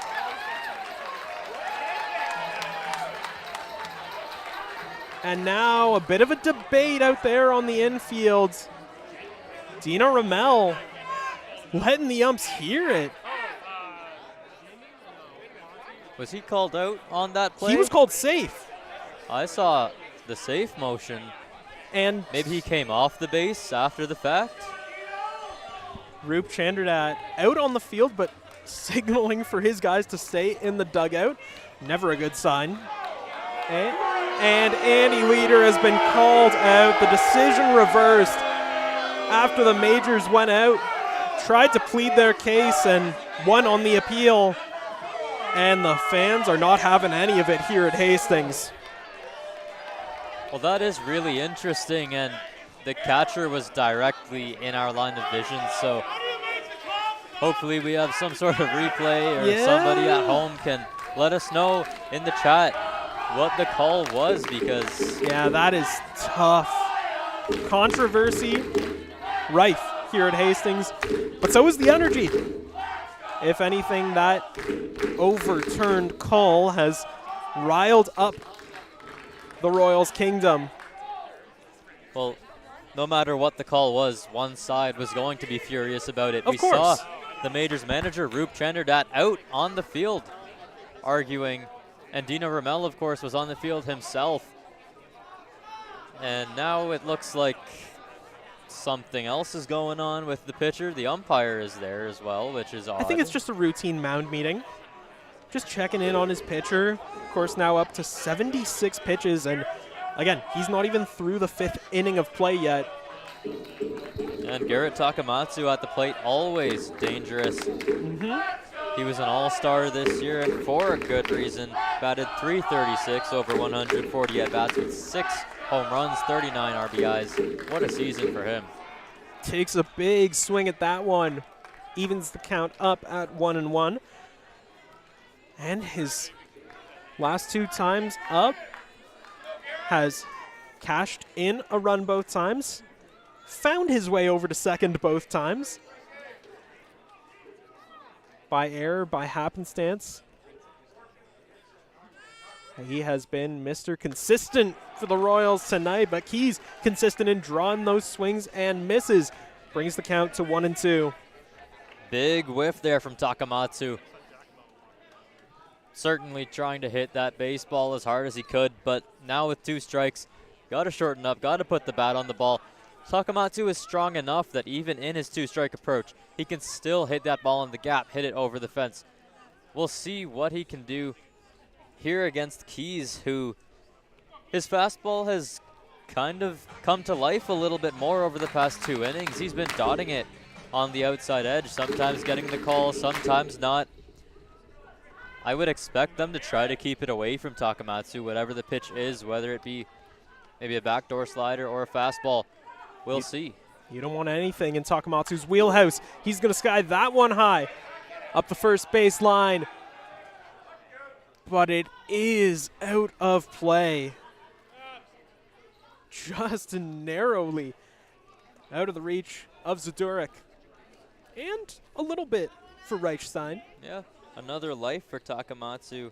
Staying alive. Yeah, that wasn't the pitch he wanted, so we talk about him just having to foul off pitches until he forces Keys into making a mistake. That's what we saw. Yeah, that strength of Takamatsu, Yeah. even able to muscle the ball over the head of an infielder like we saw last time up. And with runner at second base, that could be really, really big for the Royals. Let's see what he can do in the 1-2. Check swing. He went around umpires. Taking a long time to make that decision. Controversy rife here at Hastings, but it wouldn't be an IBL playoff game without it. The Royals leave a runner stranded and just 1 hit recorded. They still lead though, 4-3 as we head into the 6th inning of play. You're watching Guelph Royals TV. Don't go anywhere.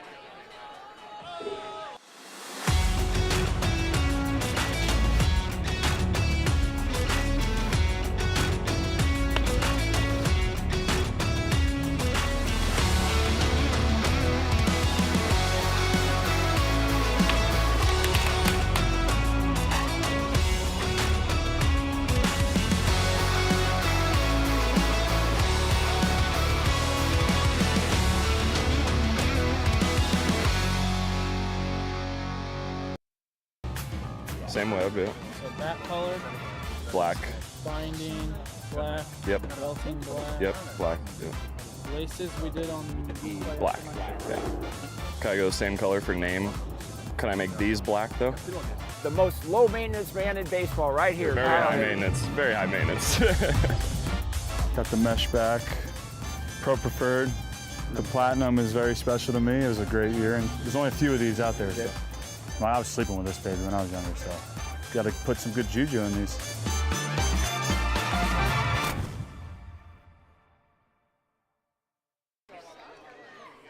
Welcome back, fans, to David E. Hastings Stadium.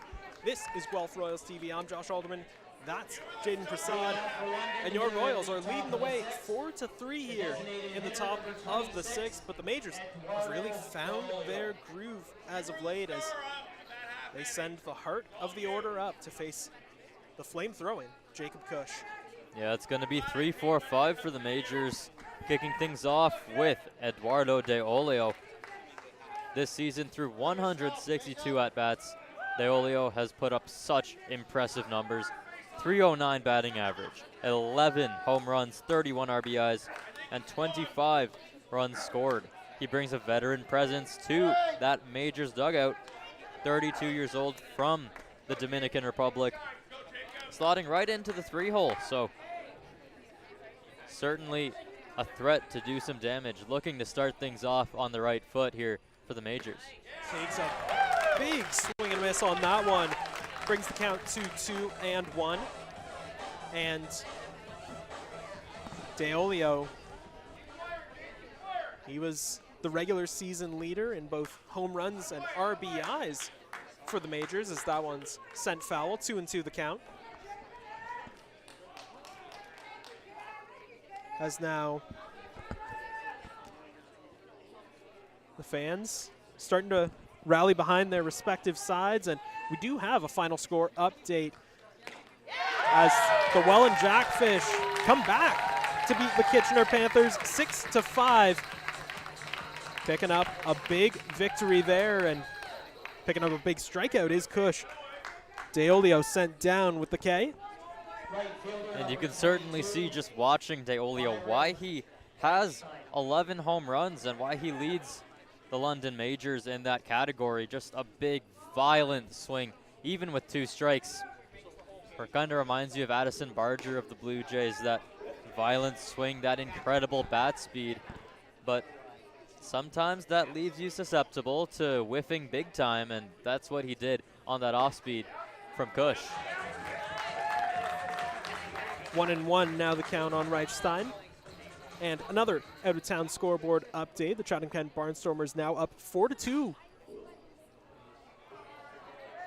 in the bottom of the 6th inning. Reichstein just sending that one foul. 1-2 count on him already. He's got to work on his 2-strike approach. Just try to get anything going here for the Majors. As that one's going to be sent into left field. Ashton Patterson dances left, dances right, meets in the middle, and picks up the catch. And 2 are retired here in the top of the 6th. A little bit of a salsa out there for Ashton Patterson, but no issue at all for him. The first baseman, Tucker Zadurek, is coming up for the Majors. Tucker, in 114 at-bats this season, has hit to a .316 batting average with 4 home runs. And these power hitters in the Majors lineup are always dangerous, and extra dangerous in a 1-run game. This game could be tied in an instant. As that one dancing in the dirt. No runners on base, so no harm, no foul. Just goes as a ball, 2-0 the count. Zadunik, one of the biggest power pickups by the Majors with the Okotoks Dogs for the last 4 summers. Last season, 7 homers, 36 RBIs. Looking to pick up either one of those here as that one is sent just foul. And chasing after it, well out of play, is Ashton Patterson. Yeah, Patterson had a long way to go there, and you know that any ball hit like that, whether it be to right field or left field, anywhere close to the line, is always going to veer further towards the foul line. So that ball, although it started out fair, ended up well foul down the left field line. 2-1 is the count. Just goes to show you the power, and he's going to send that one into shallow center field. Bermuda Triangle finds the hole and drops down. Meeting of the minds out there between Morrow, Patterson, and Williams, but in the end, none of them come up with the ball. So on board with a 2-out single is Zadunik. That is going to bring up Dre Amaral. The rookie had a single his last time up. Yeah, he was called upon to bunt early in that at-bat. I'm going to doubt that the same thing is in effect here with 2 outs, but you never know. With the Majors, they've been playing a lot of small ball recently, as that one is taken for a strike at the knees. Emerald, 23 years old, from Cambridge, entered the game late as a defensive replacement, which sent Kyle Maves out to left field. As he's going to send that one right into the glove of Liam Wilson. He's got hops for days, reaching sky high, and gets the Royals out of the jam with 1 big catch. Unlucky for Amaral, but another nice play over at first by Liam Wilson. He's been so good today, and timing has jumped perfectly on that one. Had no issue at all with it. Hard hit ball, but no problemo. Yeah, by my count, that is now 5 batters that he has retired all by himself. Not including any plays where someone's tossed to him, not including any plays where he's been involved in a double play. No. 5 outs that Liam Wilson has made all by his lonesome. And there you can see some of the fans packing the park here at Hastings tonight. Plenty of fans in the stands, in attendance tonight, bringing the vibes, bringing the energy from both clubs. We mentioned before, the Majors fans turning out in droves to see their club, and hey, credit where credit is due. They travel well. They certainly do travel well. This is such a great sight to see in the first playoff game of 2025, hosted in Guelph, here at David E. Hastings Stadium. A beautiful night. I thought it might get a little chillier than this, but I am just so thankful that it hasn't.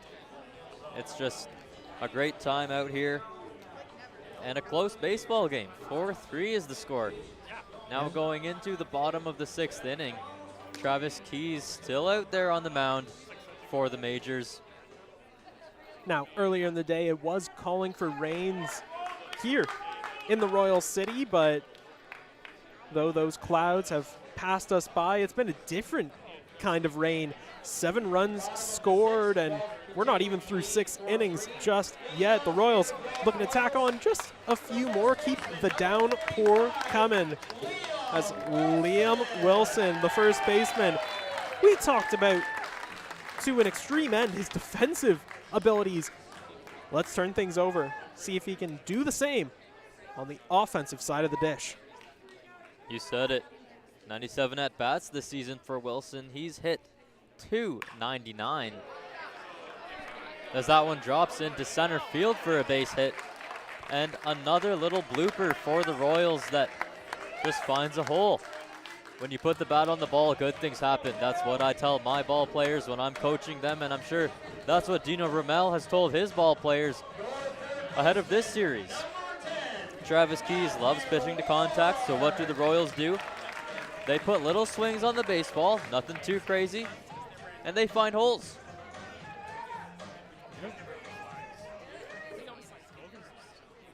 Wilson doing just that, and now a runner on base. No outs here in the bottom of the 6th inning, and Matthew Ward, the unlikely third baseman, up to bat, drops down a perfect bunt, and no throw is going to be made, which is a choice.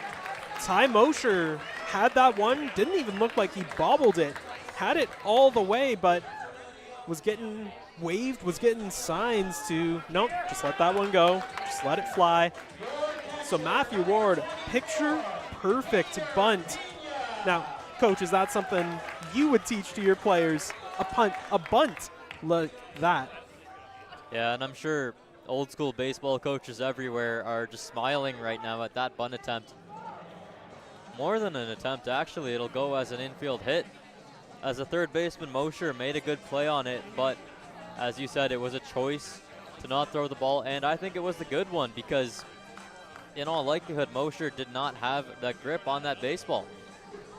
As an infielder, you always want to come up with that four-seam grip, but that's not always possible, especially on a play like that where Mosher is crashing in towards home plate. It's so hard to get that grip sometimes, and last thing you want is to throw the ball down the right field line and things start spiraling out of control. So he limits the damage.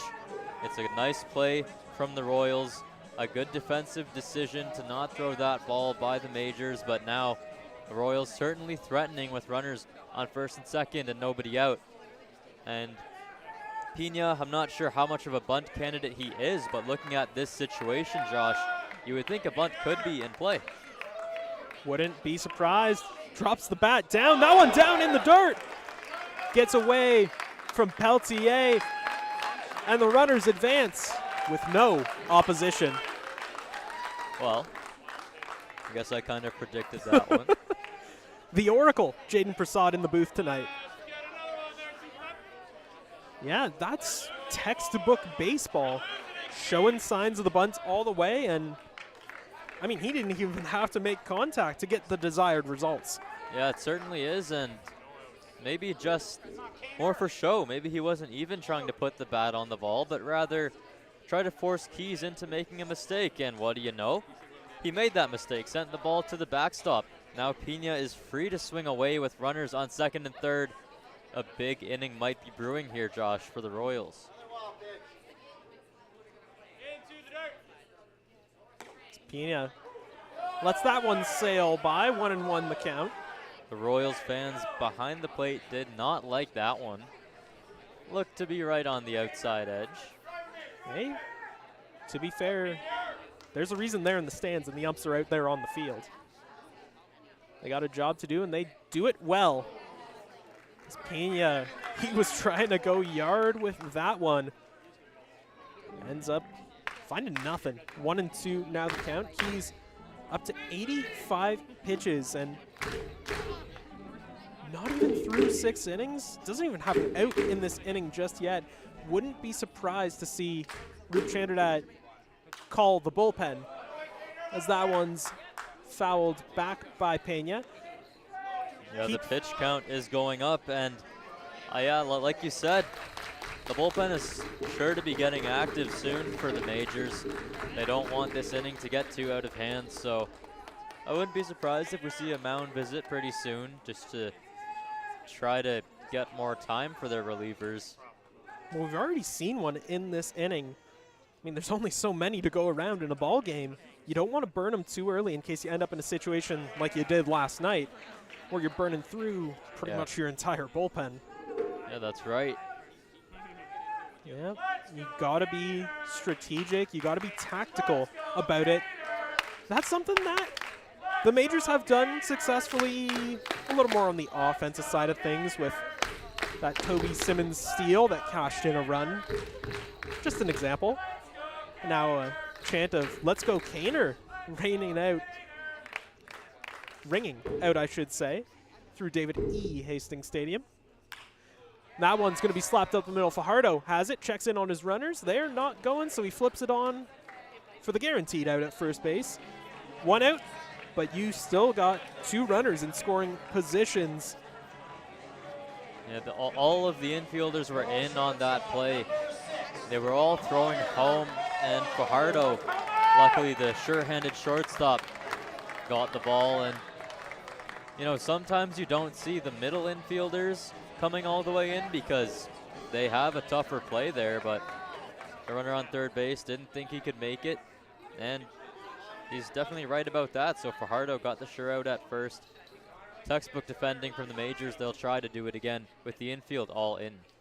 Keys delivers. That bunt is dropped down. Perfectly placed. Keys is going to flip it on to first, but Wilson crosses the bag and extends the Royals' lead to 2. Well, the safety squeeze works for the Guelph Royals. The runner from third base taking off on the pitch, and you have to get that bunt down, and that's exactly what Connor Morrow did. Textbook baseball. Doesn't matter that he got out at first base, for the run has already scored. Just fundamentals at their finest. Guelph Royals are having a good time tonight, doing the little things and doing those things right, and that's part of the big reason they are now up 5-3. Have one high and inside, and Guelph jumping out to a 5-3 lead now here in the bottom of the 6th inning. I wouldn't be surprised to see Patterson try and lay down a bunt. He's got the speed to beat out the throw, or at least attempt to. See what he does here, and he's going to send that one into deep center field. Way back there is Simmons, but he makes the grab on the warning track. The Royals put another one up on the board. Folks, if you haven't already, grab a drink, grab a snack, and buckle up, because we have ourselves a ball game right here on Royals TV.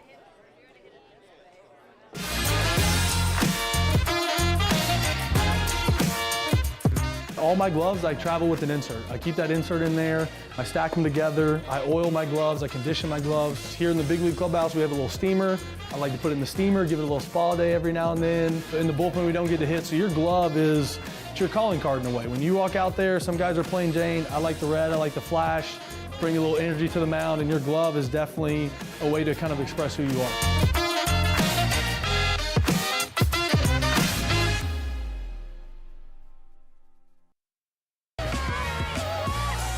13 inches, part of the hide. Got the suede on the side, broken in good, so, and I got the gold on it now. It's pretty amazing, pretty special, yeah. I've always wanted one of these, so hopefully I can get a lot more in my future. The defense doesn't slump. It doesn't come and go like offense. You know, if you lock it in mentally, it's going to be there for as long as you want it to be if you stay healthy. When it breaks in nice, you want to use it for years and years and years. It's always good quality, so you can use it for years and years. I just reordered the same one. Welcome back, fans, to David E. Hastings Stadium. This is Guelph Royals TV. I'm Josh Alderman, joined alongside Jayden Prasad, and we have quite the out-of-town scoreboard update for you. Robert Mullen walks it off for the Welland Jackfish. They complete their 3-game sweep of the Kitchener Panthers and advance on to the second round. And that's not the only game going on tonight, is it, Jayden? No, the Chatham-Kent Barnstormers are playing the Hamilton Cardinals, and the Barnstormers currently have a 4-2 lead in the bottom of the 7th inning. Well, we turn our attention from out of town to in town right here in the Royal City. Your Royals leading the way 5-3. Jacob Cush.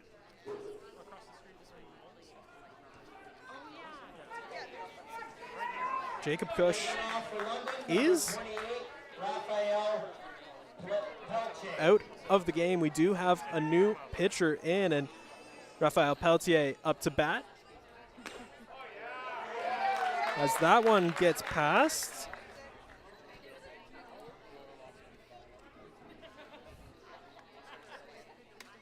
Already a 1-1 count. And the Royals starting to build momentum once again. That was the name of the game right off the top. And that pitch in for a ball. And sources are saying the new pitcher on the mound is Andrew Case, former Blue Jays farmhand since 6 seasons in their system. Peakin at AAA as that one's blasted just foul. Brings the count even to 2-2. Case, a former Royal, played in the 2022 season, had a 2.07 ERA across 15 games played, 17 innings pitched, and a remarkable 19 Ks. Looking to find his form again. Just a couple years on as that one sent foul once again. And Andrew Case, we've already seen that velocity on his fastball, just excellent velocity, but a power pitcher coming up against some power hitters later on as he gets the strikeout of Pelletier. That right. Fastball. Yeah, right out of the gate. Yeah. That fastball's been working for him in that first at-bat. Pelletier passing on the information to Toby Simmons, who's coming up to the plate. Incredible velocity, incredible longevity for Case. Yeah, he's been as reliable a reliever as they come. A late season pickup for the Royals. Pitched to a 1.80 ERA in the regular season, and you can see why with that powerful fastball. Brings the count to 0-1. Across 5 games played, has 10 innings pitched, gave up just 2 earned runs, walked just 1 batter, and punched out 11. And already up to an 0-2 count against Toby Simmons. And like Cush before him, so quick with those pitches, back-to-back Ks for Case. And it's the fastball again that works so well for Andrew Case. That last one seemed to have even more velocity on it than the first 2. That brings up the third baseman and 9-hole hitter Tyler Mosher, batting with 2 outs and nobody on here in the top of the 7th inning. Looking to start something for the majors. Josh, what do you think of this move to the bullpen? Do you think it was the right call? I think so. You could see Cush was starting to get a little rattled. However good he may be, however good any pitcher may be, once they start to get rattled, you got to make that call to the bullpen. And when you're bringing in a reliever the caliber of Case, it's a no-brainer in my mind. As that one fouled back already, an 0-2 count on Ty Mosher here in the top of the 7th. And something that the Royals did so well yesterday is limit the usage of their relievers. They got out in front early with the bats. Custodio had such a great start, they didn't even have to use more than one reliever in that game. That opens up a lot of options for tonight. And that one sent high. Case maybe trying to throw that one a little bit too hard, but that fastball's been working for him. Why not stick with it? That one just a bit low. Tried for the corner and missed. Evens count up at 2-2. And we now see an off-speed pitch there from Case. Looked like a slider just down. He's got quite an arsenal. As that one, a weak grounder up the middle. Takes a Hastings hop off the hand of Connor Morrow, and Mosher gets aboard. And that does bring the tying run to the plate. And second baseman Kyle Maves, the leadoff hitter. Maves does not have a home run this year, so this would be quite the time for that. He does have 7 RBIs over 59 at-bats, .322 batting average. Yeah, crazier things have happened. Maves, of course, led off this game with a blistering single on one of the first pitches he saw from Jacob Cush. Takes that one in on the hands.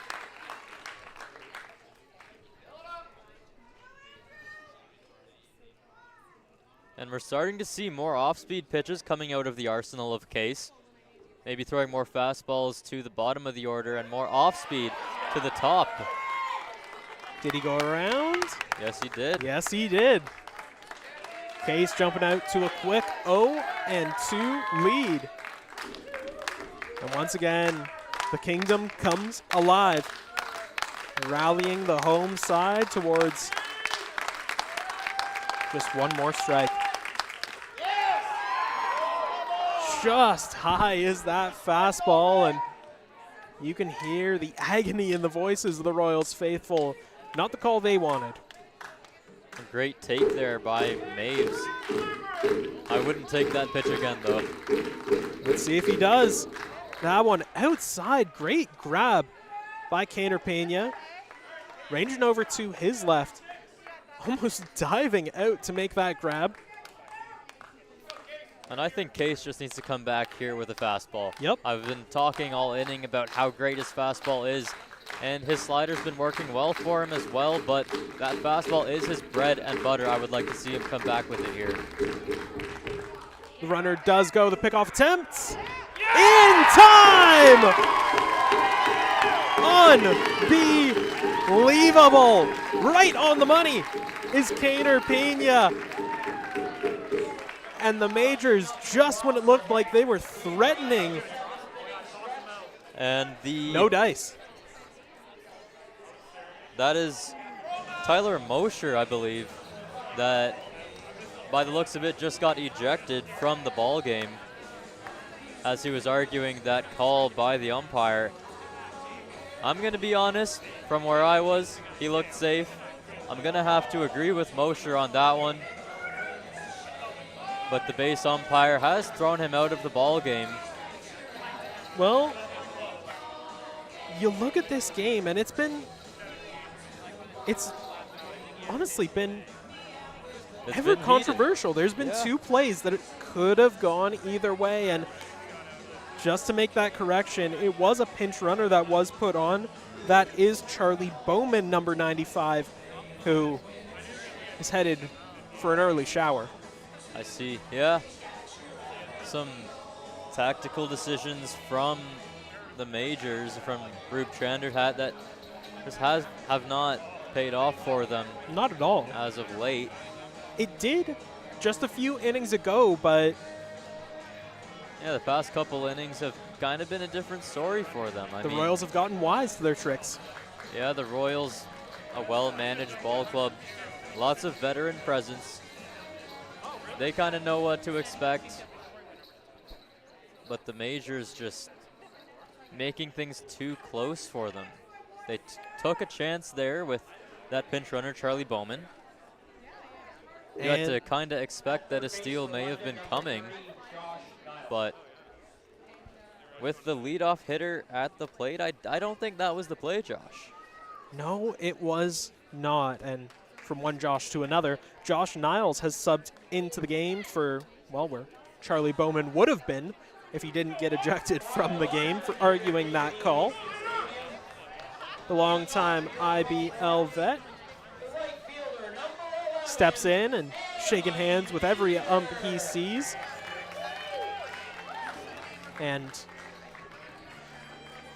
to go back to that same phrase, from one leader to another, Andy Leader, the longtime vet, stepping up to the dish. Leader again looking to turn things over to J.D. Williams, who's had himself quite the night so far. Took that pitch up and swings at that one in the dirt. A very nice off-speed pitch there by Travis Keys, who is still out there and still dealing. Yes, he is, but that one down in the dirt. Not quite what he was looking for. Keys nearing the century mark in this game. And really, I wouldn't be surprised to see Roop Chandradat call up his bullpen, as Leader's going to chop that one onto the ground. Fajardo picks it up, flips it onto first for a quick first out here in the bottom of the seventh. Nice play there by Fajardo, recognizing that ball was going to take a hop in front of him, and he had a decision to make, whether to come in on it, take the short hop, or to range back and take the long hop. Obviously, ranging back would not have been too wise in that situation. Leader quick on the base paths, could have beat that one out. So Fajardo wisely coming in on it, makes the short hop pick, throw onto first, no issue for the former Blue Jays prospect. First pitch to J.D. Williams, a fastball inside, and Mr. Left Turn's only pleading his case to the ump. Keys taking his time in between his pitches. Williams shows signs of bunt, and he's going to back it up after that one. Right in on the hands. Well, that's got to be scary as a hitter, showing bunt. Your head is exposed, leaning over the plate. You don't want a fastball up and in that situation. Ball down in the dirt, but no runners on board, so no harm, no foul. Brings the count to 2-1, and I'm surprised we haven't seen a call to the bullpen by Roop Chandradat. Yes, you burnt through pretty much your entire bullpen last night, but Keys, 2 pitches away from the century mark, has given up 5 runs, innumerable hits, and you're facing the murderer's row of Williams, Torres, Takamatsu, and Wilson. Yeah, I am surprised that he's letting him face the top of the order for what I believe is the 4th time in this game. You would have thought, you know, most starters get pulled after the first 3 times through the order if you're lucky enough to get that far. But now this is the 4th at-bat for Williams, who's going to take that one inside for a ball. That brings up Franklin Torres. Roop Chandradat has a decision to make, but it looks like he's going to stick with his guy. Yeah, sticking to his guns. And now slowly trotting out. Oh, just making a couple defensive calls. Had us fooled for a second there. But J.D. Williams is on board, already has a steal in this game, and the last 2 times that he's been on base, well, he's come around to score. See if the trend keeps going here. Franklin Torres now up at the dish. And pickoff attempt.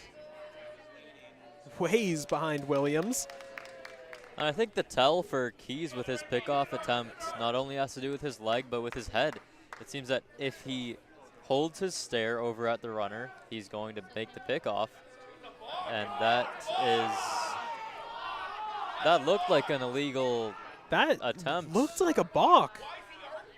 I'm not sure that he's actually stepped off. And you cannot fake a throw to first base as a left-handed pitcher. Yeah, It looks like the umpires are going to maybe discuss this one with the Majors manager, Roop Chandradat. Roop Chandradat looks like he's ready for a little more than a discussion. Certainly, yeah. That was really interesting.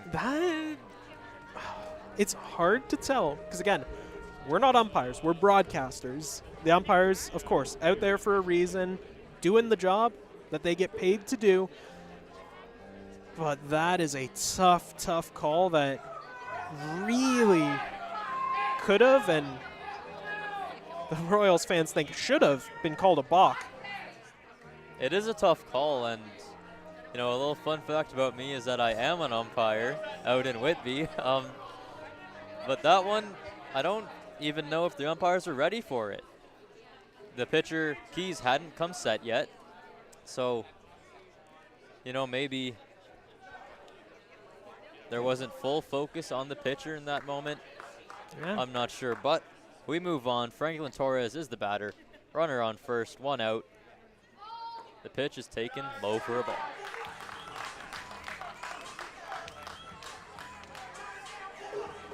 Nice. Count now 1-0. J.D. Williams fairly cautious lead over at first, but trying to almost bait Keys into throwing again as Torres is going to send that one sky high into center field. Simmons chasing after it on the warning track, makes the catch. He was getting dangerously close to the wall there, and I think if the breeze was blowing a different direction or in any direction at all, we would have been doing a different little call there. That would have been out of the ballpark. Yeah, he certainly has that power, and talk about power. Here's another guy with the ability to hit the ball out at any moment. Garrett Takamatsu, 6 home runs on the season this year across 140 at-bats. And if the Royals could ever use some insurance, it would be right now. They have the right guy up at the plate. Williams is going to go, and not even a throw attempt. That's how dangerous J.D. Williams is on the base paths. Mr. Left Turns Only is his name. Stealing bases is his game. I'm not sure if Peltier would have had a chance either way, but he just didn't get a grip on that ball out of the glove. It's a tough job for a catcher, but that one just kind of escaped him. As Takamatsu is going to send that one into right field. That's going to make contact in the outfield grass. That is going to cash in another run. Make it 3 singles, 3 RBIs for the big man, Garrett Takamatsu. In a season where some of your veterans like Leader, like Williams in the regular season took a step down, took a step back, weren't performing like they used to. Who comes up to save the day but MVP Tak? And we talk about just putting the bat on the ball. The Royals, they haven't been hitting it out of the park today like we have seen previously. And of course, Keys is a soft contact pitcher. The Royals taking advantage of that, just trying to put the bat on the ball and just trying to make it fall anywhere they can. And Takamatsu, that ball did not have the incredible 100+ exit velos that we've seen from him, but it drops down in right field, and it's enough. That's the key. It's just enough to fall somewhere on the grass and to get that run across. And the Royals all of a sudden have 6 runs, and it's going to take quite the comeback for the Majors if they want to stay in this ballgame. As Wilson smacks that one up the middle, a dog runs onto the field, and Liam Wilson, he's got that dog in him. Sends Takamatsu up to third base. Wilson on at first. The dog is loose. It's running across the field. It's heading to third. Rounds heading back for home. Nope. Heading back towards first. Looking around all the bases.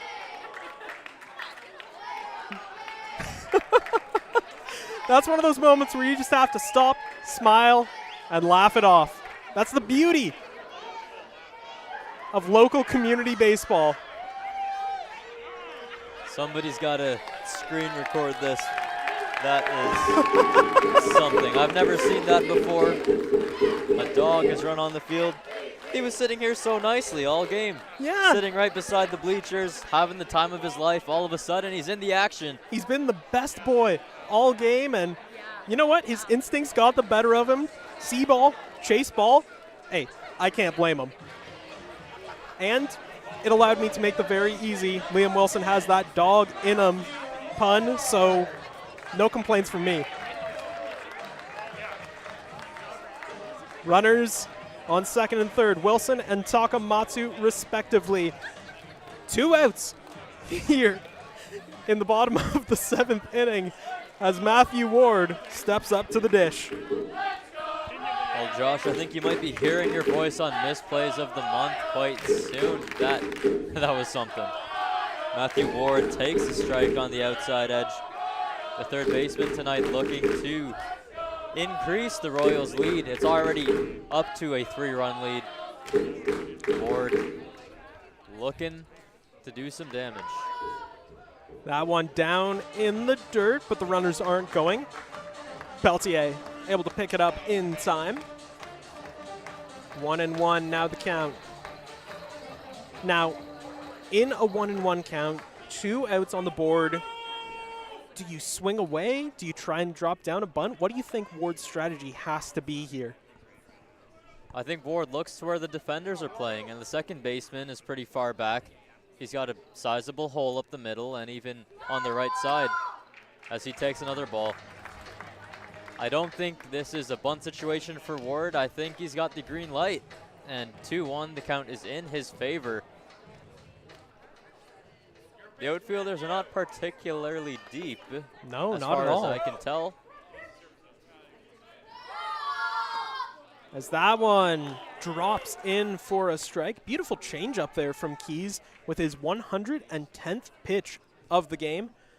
2-2 now the count. 2 runners on board, 2 outs. Too sweet for Keys.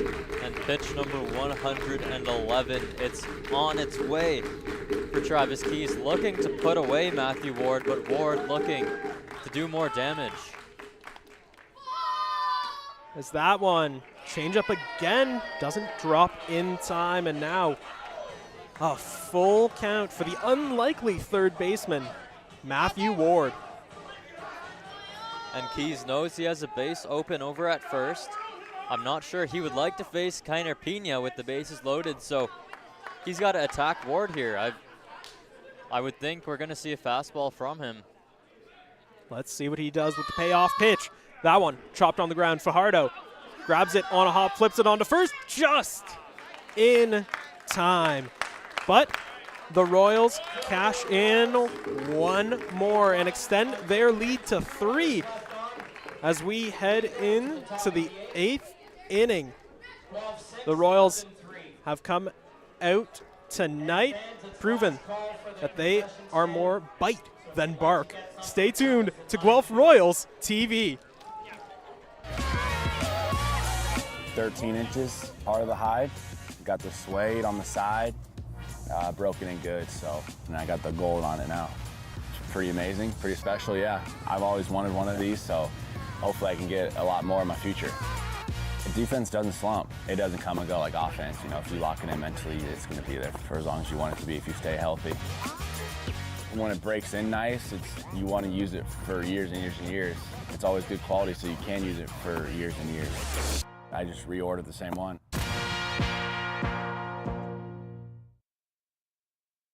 To be the best, you've got to bring performance from every second. The game is getting faster every season. So Rawlings made a time machine to help you keep up.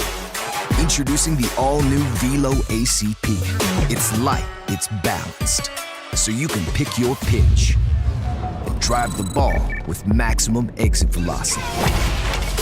The game's gotten faster. Your bat has too.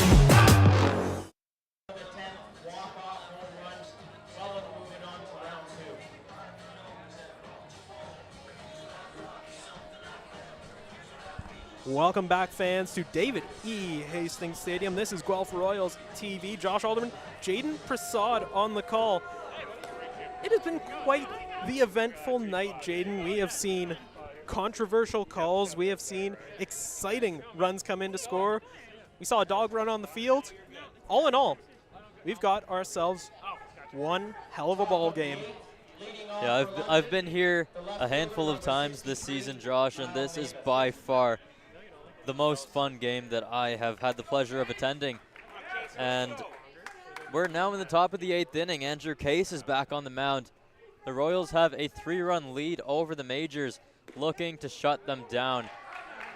Get back out there on the sticks, maybe get some more insurance and try to save those big bullpen arms. But for now, talk about a big bullpen arm in Andrew Case. He's had that fastball absolutely working for him so far tonight, as that one is grounded to the second baseman, on to first for the out. Textbook play. Very nice one by Franklin Torres. He's done it with the bat today, but he's also done it defensively. Yeah, Andrew Case has had his fastball working for him, but he's also shown us that slider that is so effective and that he likes to flip in on the front door of these hitters. And I would probably expect to see some off-speed in this at-bat. For Francisco Fajardo, it looks to me like Case is trying to flip more off-speed into the top of the order guys and attacking that bottom of the order with the fastball. We saw one in the dirt there from Case. Didn't get it where he wanted it. 1-0 now the count. 1 out on the board here in the top of the 8th inning. Just 22 pitches for Case so far, as that one's going to get fouled off the foot of Fajardo. And that one got him on the foot where he doesn't have the guard. Got him on the back foot. That's not something that you see every day. Yeah, Fajardo now with 1-1 on him. Yeah, looking a little sore, a little tender. Shaken, but not stirred, as he's going to send that one into left field. But Ashton Patterson raging over to his left. Casual flash of the leather, and just like that, there are 2 away here in the top of the 8th inning. The Royals pitchers have made such quick work of London's batters tonight, Josh. Jacob Cush loves to work quickly, and he just mowed down the Majors batters for majority of this ball game. And now Case, another guy that loves to work quickly, he's set even before the batter gets set. As that one is sent deep into left field. Patterson back on the track. He makes the catch. Beautiful from Ashton Patterson, and never mind the offense. The Royals are putting on a defensive clinic tonight. Outfield, infield, even the pitchers have been putting in the shift work tonight. And there you can see Dina Ramel shaking hands with Andrew Case. Now that doesn't look like the kind of, hey, great work out there kind of meeting handshake that you'd see. I think Case has got one more inning left in him. I think he's going to go the distance. We will see, and that would make it a 3-inning save for Case, should that be the case. But Travis Keys is still out there for the London Majors. That, see, as a viewer, that's a little baffling. But as a baseball viewer, as a purveyor of baseball, I think that's the right choice. You burnt through pretty much your entire bullpen last night. Your guys got burnt. They need a day of rest. Even if the Majors can come back and tie this one up or even go ahead, you don't want to risk it. Then you can put in a guy like Skylar Janice, who's been the most dominant closer in the IBL this season. If Keys, I mean, well above the 100, 110 pitch mark at this point of the game, but if he still has enough gas left in the tank to go, you might as well let him go. I think it comes down to the quality of contact that he's allowed tonight. He hasn't been allowing hard contact. It's been little bloops, little bad bounces, and yeah, he's allowed 6 runs, but really not a lot of hard contact. So Rube Chanderdat is fine with leaving him out there, and yeah, I agree with you. I think it is the right call. Well, that is going to bring up Kaner Pena to the plate.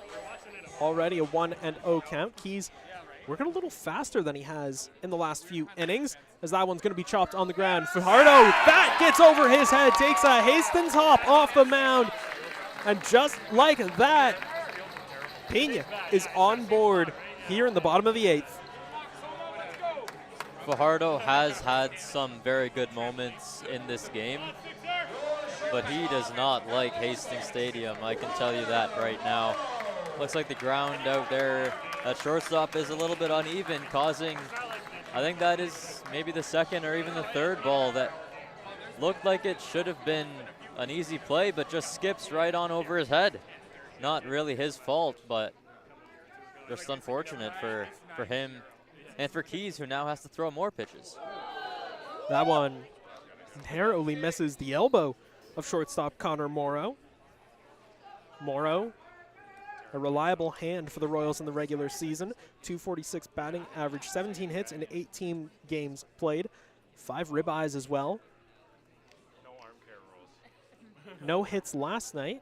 Struck out twice, but changing his fortunes tonight as he slaps that single into left field. Perfect contact, and once you heard the crack of the bat, you knew Morrow was in business. And I know I just kind of disregarded the Royals' quality of contact tonight, but that was just about as quality contact that you'll get. Nice hard hit line drive, placed perfectly into left field. That brings up Ashton Patterson in a quite obvious bunt situation. Not sure if the Royals will try it. Up 3. We will see. We will just have to wait and see. Shows bunt all the way. Called a strike, and Pena 3/4 of the way to third. Fajardo was covering the bag, but Peltier doesn't think it wise to throw over. Yeah, and that looked like a bunt attempt that just, he whiffed on it. Not a really great attempt there, but you can see the way the third baseman and the first baseman are playing, they are expecting it again. Yep, bunt all the way, pulls back just in time. I don't know, Patterson just doesn't look too comfortable bunting right now. I mean, that was a pretty good pitch to bunt on, although it was a little bit inside. I mean, it was called a ball, so yeah, no harm, no foul. Works in his favor, but see if he goes back to it here. Yeah. And Josh Niles not really watching Patterson, not really trying to stop the bunt. And again, the runners show signs that they are going all the way. But it is called a strike. 1-2 now the count. And Patterson didn't like that call. A strike maybe just below the knee, but that's a good pitch to bunt on, man. I don't know what he's waiting for. Well, let's see if he finally finds something that he likes here. Well, with 2 strikes, he throws bunt again. Still going, but it's bunted foul, which does count as a strikeout on Keys' 120th pitch of the game. Talk about longevity, Jayden. Yeah, Keys doing everything right now. But that was just a poor at-bat from Ashton Patterson. You can see Roop Chandradat pacing back and forth. Not making a call to the bullpen just yet. He's going to let Keys seemingly see out this inning. I think he might have been signaling last batter there, as Andy Leader is the 9-hitter. You don't want to let Keys face the top of the order for a 5th time. And he has allowed some hard contact here. So, yeah, I wouldn't be surprised if this is the last batter that Keys will face tonight. 2 runners on board, just 1 out here in the bottom of the 8th, as that one's fouled back by Leader. Evens the count up at 1-1. Keys, to his credit, hasn't shown much emotion out there on the mound, hasn't seemed distressed, hasn't seemed shaken by the Royals' offensive outpouring. Credit where credit is due. Staying consistent, staying reliable, even after giving the hits, the runs, giving all that up.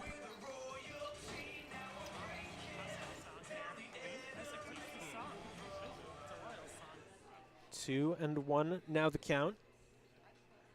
As Leader takes a big hack at that one. You can tell he was thinking RBI all the way. He was, and he picked the wrong pitch to swing at. That one was certainly up and out of the zone, but Leader just got a little bit too anxious. The count is now 2-2, and Leader, You can see him choking up on the bat, getting a little bit shorter, looking to put the ball in play. Takes that one inside, trying to use the veteran vision to his advantage, but no dice. Another strikeout for Travis Keys. Back-to-back strikeouts in the inning for him. Now 2 outs, 2 runners on board, and the ever-dangerous J.D. Williams up at the plate. A perfect pitch that was from Travis Keys, and he is going to stay out there to face J.D. Williams for the 5th time today. J.D. Williams has had his success today, and we'll see if he can tack on even another run or two for the Royals here. And LTA not even going to attempt the throw, but that seemed like a warning shot to Connor Morrow and Kaner Pena. Like, we're watching you. We're wise to your tricks. We know what you're going to try and do. But with J.D. Williams, he ain't going to try a bunt. 3 singles, 3 runs scored for Williams. If not for Takamatsu's brilliant night, J.D. Williams would have been my pick for player of the game. For sure. Let's see if he can. Good problem to have. Yeah, it's a great problem to have if you're the Royals, as that one goes inside again. In on the hands of Williams, the 3rd straight pitch that has done so. And now a 3-0 count for J.D. Williams. And if you're Keys, you do not want to load the bases in this situation and have a walk, score a run. Like and you know, that one's taken for a strike, so he's still in this at bat. But if he were to load the bases, you have nowhere to put that next batter, Franklin Torres. You have to pitch to him.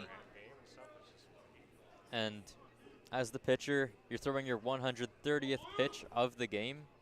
You don't want to face Torres.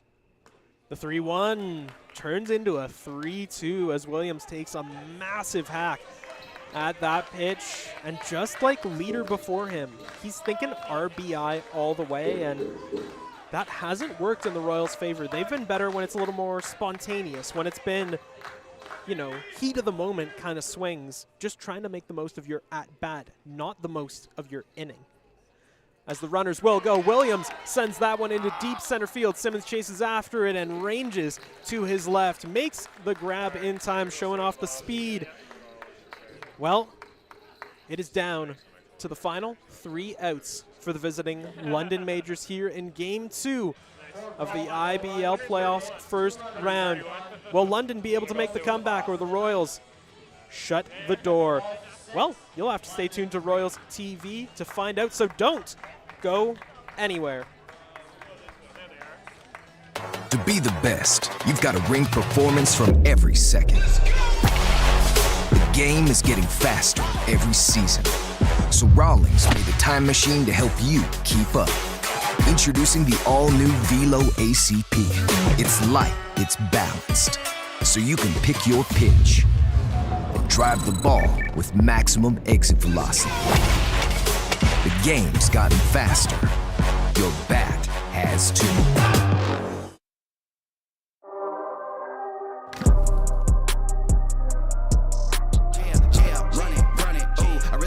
My time, think it's my year, yeah. I really feel it's my time, think it's my year. They gon' have to retire my jersey early. Whole crew coming, had to work something, cause I had nothing in my pocket, yeah, I did all that. Big plans, partners trying to make profits, yeah, I did all that. Work, sweat, and tears breaking, even no wins, yeah, I did all that. Had to make it happen, putting hours in my practice, I did all that, yeah. Run it, ooh, I really feel it's my time, think it's my year, yeah. I really feel it's my time, think it's my.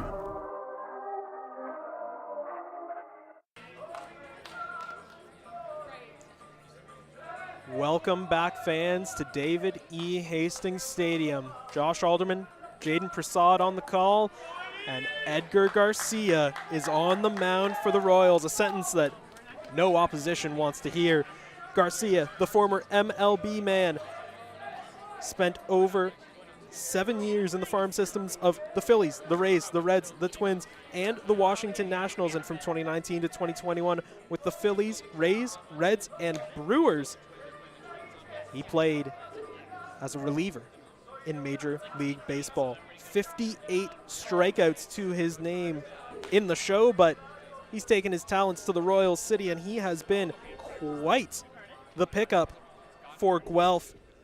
2.83 ERA across 18 games, has 41 innings pitched, 41 strikeouts compared to 18 walks given up, and 7 saves to his name. If not for Skylar Janice of the London Majors, Edgar Garcia would be by and large the most dominant reliever in the IBL, and the best part about it, if you're a Royals fan, is that Garcia has also started a few games, a man of many talents looking to shut the door. At first pitch, in for a strike. 0-1 now the count. And right away you can see Garcia's fastball, absolutely electric. We saw Andrew Case's fastball earlier on. We saw the fastball from Jacob Cush. But Garcia is just unmatched. He's got velocity. He's got good movement on it. And that's his bread and butter pitch, Josh, is that fastball. Let's see if he goes back to it here in this 0-2 count. Sets up, delivers, check, swing. Did he go around? No, is the call, and Garcia just as upset as the Royals fans. Kicking at the dirt, shaking his head. Doing pretty much anything to get that call reversed. Well, no more immaculate inning, which is maybe what Garcia was trying to go for there, but I'm sure he won't have much issue. As that one is sent sky high by Reichstein. Back is Patterson, back is Williams, and it's the latter who makes the catch on the run. Probably the deepest part of the ballpark, back towards that 397 sign out there in left center. But again, the defense, the speed of that Royals outfield comes up big and saves the day once again. You've got to be frustrated if you're a Majors fan with the quality of contact that they've had today. They have honestly maybe even had better quality of contact than the Royals. Obviously, baseball is not all about quality of contact, but that one was blasted. Deepest part of the ballpark, not much else that you can do about that one. Garcia gets set. First pitch to Zadunik, in for a strike. Zadunik and Amaral represent the last two shreds of hope for the London Majors here in this game. As Garcia gets set, the 0-1 fouled back, and very quickly 2 strikes on the young Tucker Zadunik. 25 years old from High River, Alberta. The West Coast making a little appearance. The count is 0-2. The Royals playing with a very traditional defensive setup. Not anticipating a bunt, but massive hole up the gap in center as that one's fouled back. Staying alive is Zadunik. The second baseman, Franklin Torres, playing quite to the pull side, quite far away from second base. I'm a little surprised that they're not anticipating a ball push to the opposite field. That one swung on and missed. The defensive alignment didn't matter in that at-bat as Edgar Garcia owns Zadunik. 2 outs here in the top of the 9th inning. The last chance for the Majors comes up to bat in the form of Dre Amaral. The youngster, the rookie, steps up against the former MLB reliever Edgar Garcia. No pressure. No pressure at all. Garcia's first pitch. Fastball down and away. 1-0 now the count. Garcia, just 28 years old, in his prime, and it shows. But that one doesn't go the way that he would have wanted. Pena trying to frame it up with all his might, but just can't get it done. Garcia put the hand on the hip there for a second, wondering where that pitch missed. Just got to make a better one.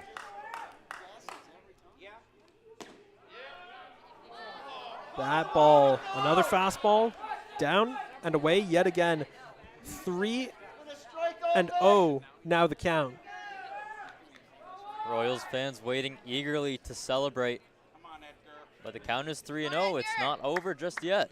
Ain't over till it's over, as that one in for a strike. The call that the fans were looking forward to. Just 2 more of those and you can send these fans home happy. The anticipation and the tension building in equal measure. And how sweet it is. Another strike for Edgar Garcia. A full count. 1 strike, 1 swing is all that stands between the Royals, and a sweet, sweet victory as that one's chopped on the ground. Liam Wilson, spinning dive, flips it to Garcia himself. And the Royals take a commanding 2-0 lead in this first round series. Great win from the Guelph Royals. Coming off that 8-0 victory yesterday, they keep the momentum going. 6-3 victory. Amazing ball game all around, from the pitching, the offense, the defense that we talked about so much today, Josh. Everything went well for the Royals, and they come away with another victory. They are now up 2-0 in the series. Now, of course, Game 3 of the series comes your way from Labatt Park tomorrow afternoon. You can tune in on Majors TV, catch all the action over there. The Royals just need 1 more win to pull off, dare I say, an upset over the league's 3rd best team, the London Majors. We will be back with a little bit of a wrap-up just after this, so don't go anywhere. This is Royals TV.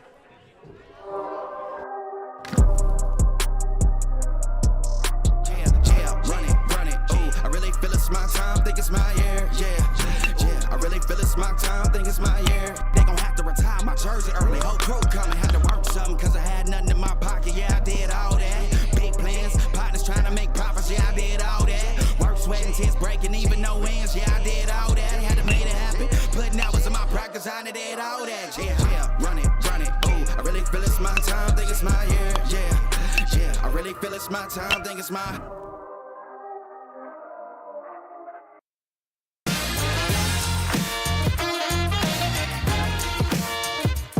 All my gloves, I travel with an insert. I keep that insert in there, I stack them together, I oil my gloves, I condition my gloves. Here in the big league clubhouse, we have a little steamer. I like to put it in the steamer, give it a little spa day every now and then. In the bullpen, we don't get to hit, so your glove is your calling card in a way. When you walk out there, some guys are plain Jane. I like the red, I like the flash, bring a little energy to the mound, and your glove is definitely a way to kind of express who you are.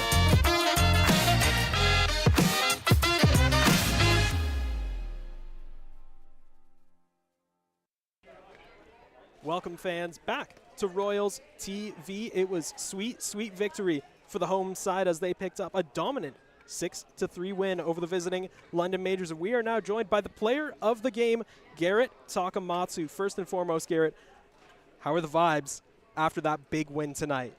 Vibes are really high. I think today was the first time we had like our full lineup, so that's really excited. And we don't even know what to expect too, so we're just getting started here.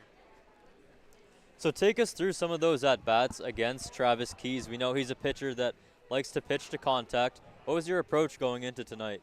He's probably going to throw me some soft stuff away, and I had a lot of opportunities with runners in scoring position, so try to slap it the other way and really utilize my speed. Now, with a big deciding game on the horizon coming up tomorrow on Majors TV from Labatt Park, what's the mindset of the team heading into that matchup? Keep it rolling, be aggressive, and let the game speak for itself. You heard it here first. Let the game speak for itself, and boy, did your game speak for itself. Those RBIs played a big role in the Royals' win tonight, and really, take us through some of those big moments. What was going through your head? There's times where we need the big swing, but there's definitely times where we need the timely swing, and just trying to force something into play, get runners moving, and we're just doing anything we can to scrape across runs right now. And boy, did you, picking up a big victory. The Royals take this game, take a commanding 2-0 lead. Well, that is going to do it for tonight's broadcast. For Jayden Prasad, for Garrett Takamatsu, and our outstanding crew, I'm Josh Alderman saying goodbye and good night. Until next time.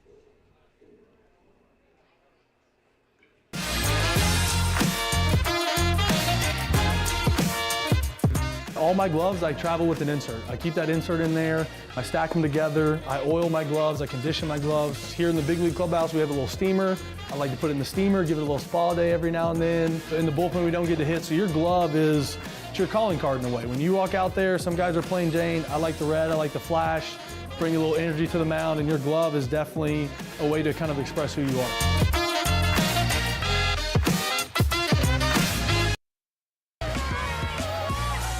13 inches, part of the hide. Got the suede on the side, broken in good, so, and I got the gold on it now. It's pretty amazing, pretty special, yeah. I've always wanted one of these, so hopefully I can get a lot more in my future.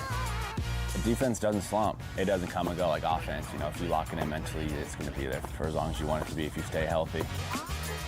When it breaks in nice, you want to use it for years and years and years. It's always good quality, so you can use it for years and years. I just reordered the same one.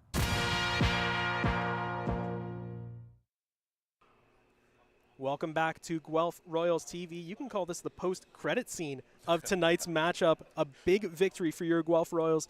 6-3 the final score, and we have got Royals manager Dino Ramel joining us now. I appreciate you having me. I appreciate you guys coming down and doing this tonight. You do such a tremendous job all year long, and I'm just happy we had you down here and showing this game today, because we're very excited about the way it went. Yeah, thank you, and we're so happy that we got to see that victory. Take us through the game plan going into that game against Travis Keys, such a good pitcher. Well, he's an outstanding pitcher. He does a great job keeping people off balance. We wanted to stay patient. We wanted to work it a little bit. We got into their bullpen yesterday, so our game plan was to be patient, make him throw a lot of pitches, and he did. One of the gutsiest efforts I've seen all year. I mean, he battled. I don't know how many pitches he threw tonight, but he saved their bullpen for tomorrow after yesterday's game and kept them in, gave them an opportunity. And you know, I'm just real proud of the at-bats that we had, and we executed really well in a couple of circumstances, which allowed us to score a couple extra runs. Now, you've got them on the back pedal, the majors, backs against the wall. You guys have that commanding 2-0 lead in the series. What do you expect to see from the majors on home field tomorrow? Well, look, Roop does an outstanding job with his team. And, you know, it's a cliche, but they always say the last one's the toughest one to win. We're very aware of it. We're going to come with a lot of energy tomorrow. You know, you want to set yourself up and give yourself an opportunity, so if it goes to Game 4, you're still in good shape. But I know that they're very athletic. They do a great job. They have great pitching, and Roop's an outstanding manager, so he'll have his team ready to go at home. So we have to play our best game. I thought we played a near perfect game yesterday. Today we left a couple plays out there and didn't execute in a couple circumstances, but you know, they battled and we punched back, which made me very proud of how we competed today. And again, you know, we continue to come together, and we have to play a little better every single time we step on the field. So hopefully tomorrow you'll see our best effort, and we know we're going to get theirs, so we'll be ready to go. And Josh mentioned home field advantage. How big of an advantage was it today with all the fans behind you? Wow, it was great. It was great. They were very vocal. This is probably the best as far as that goes, and it really pumped the guys up a lot. I always said that we have great fans here in Guelph, and they were very patient throughout the year as we continue to grow and wait to get our guys in, and hopefully we're rewarding them right now with some good baseball. And again, our pitching staff's doing such a great job, and it's very entertaining baseball. So I'm really excited about it. This is my hometown, so you know, I have a love for it, and I'm very proud of the fans tonight. Well, thank you very much for joining us, Coach. I appreciate it. It's a pleasure to have you here. Thank you. Thank you. It's my pleasure. And congrats on the big win tonight. A win that puts the Royals up 2-0 in the series. Game 3 coming your way on Majors TV tomorrow afternoon. So stay tuned there for all of the action. For our outstanding guests, For Jayden Prasad and our crew, I'm Josh Alderman saying goodbye and good night until next time.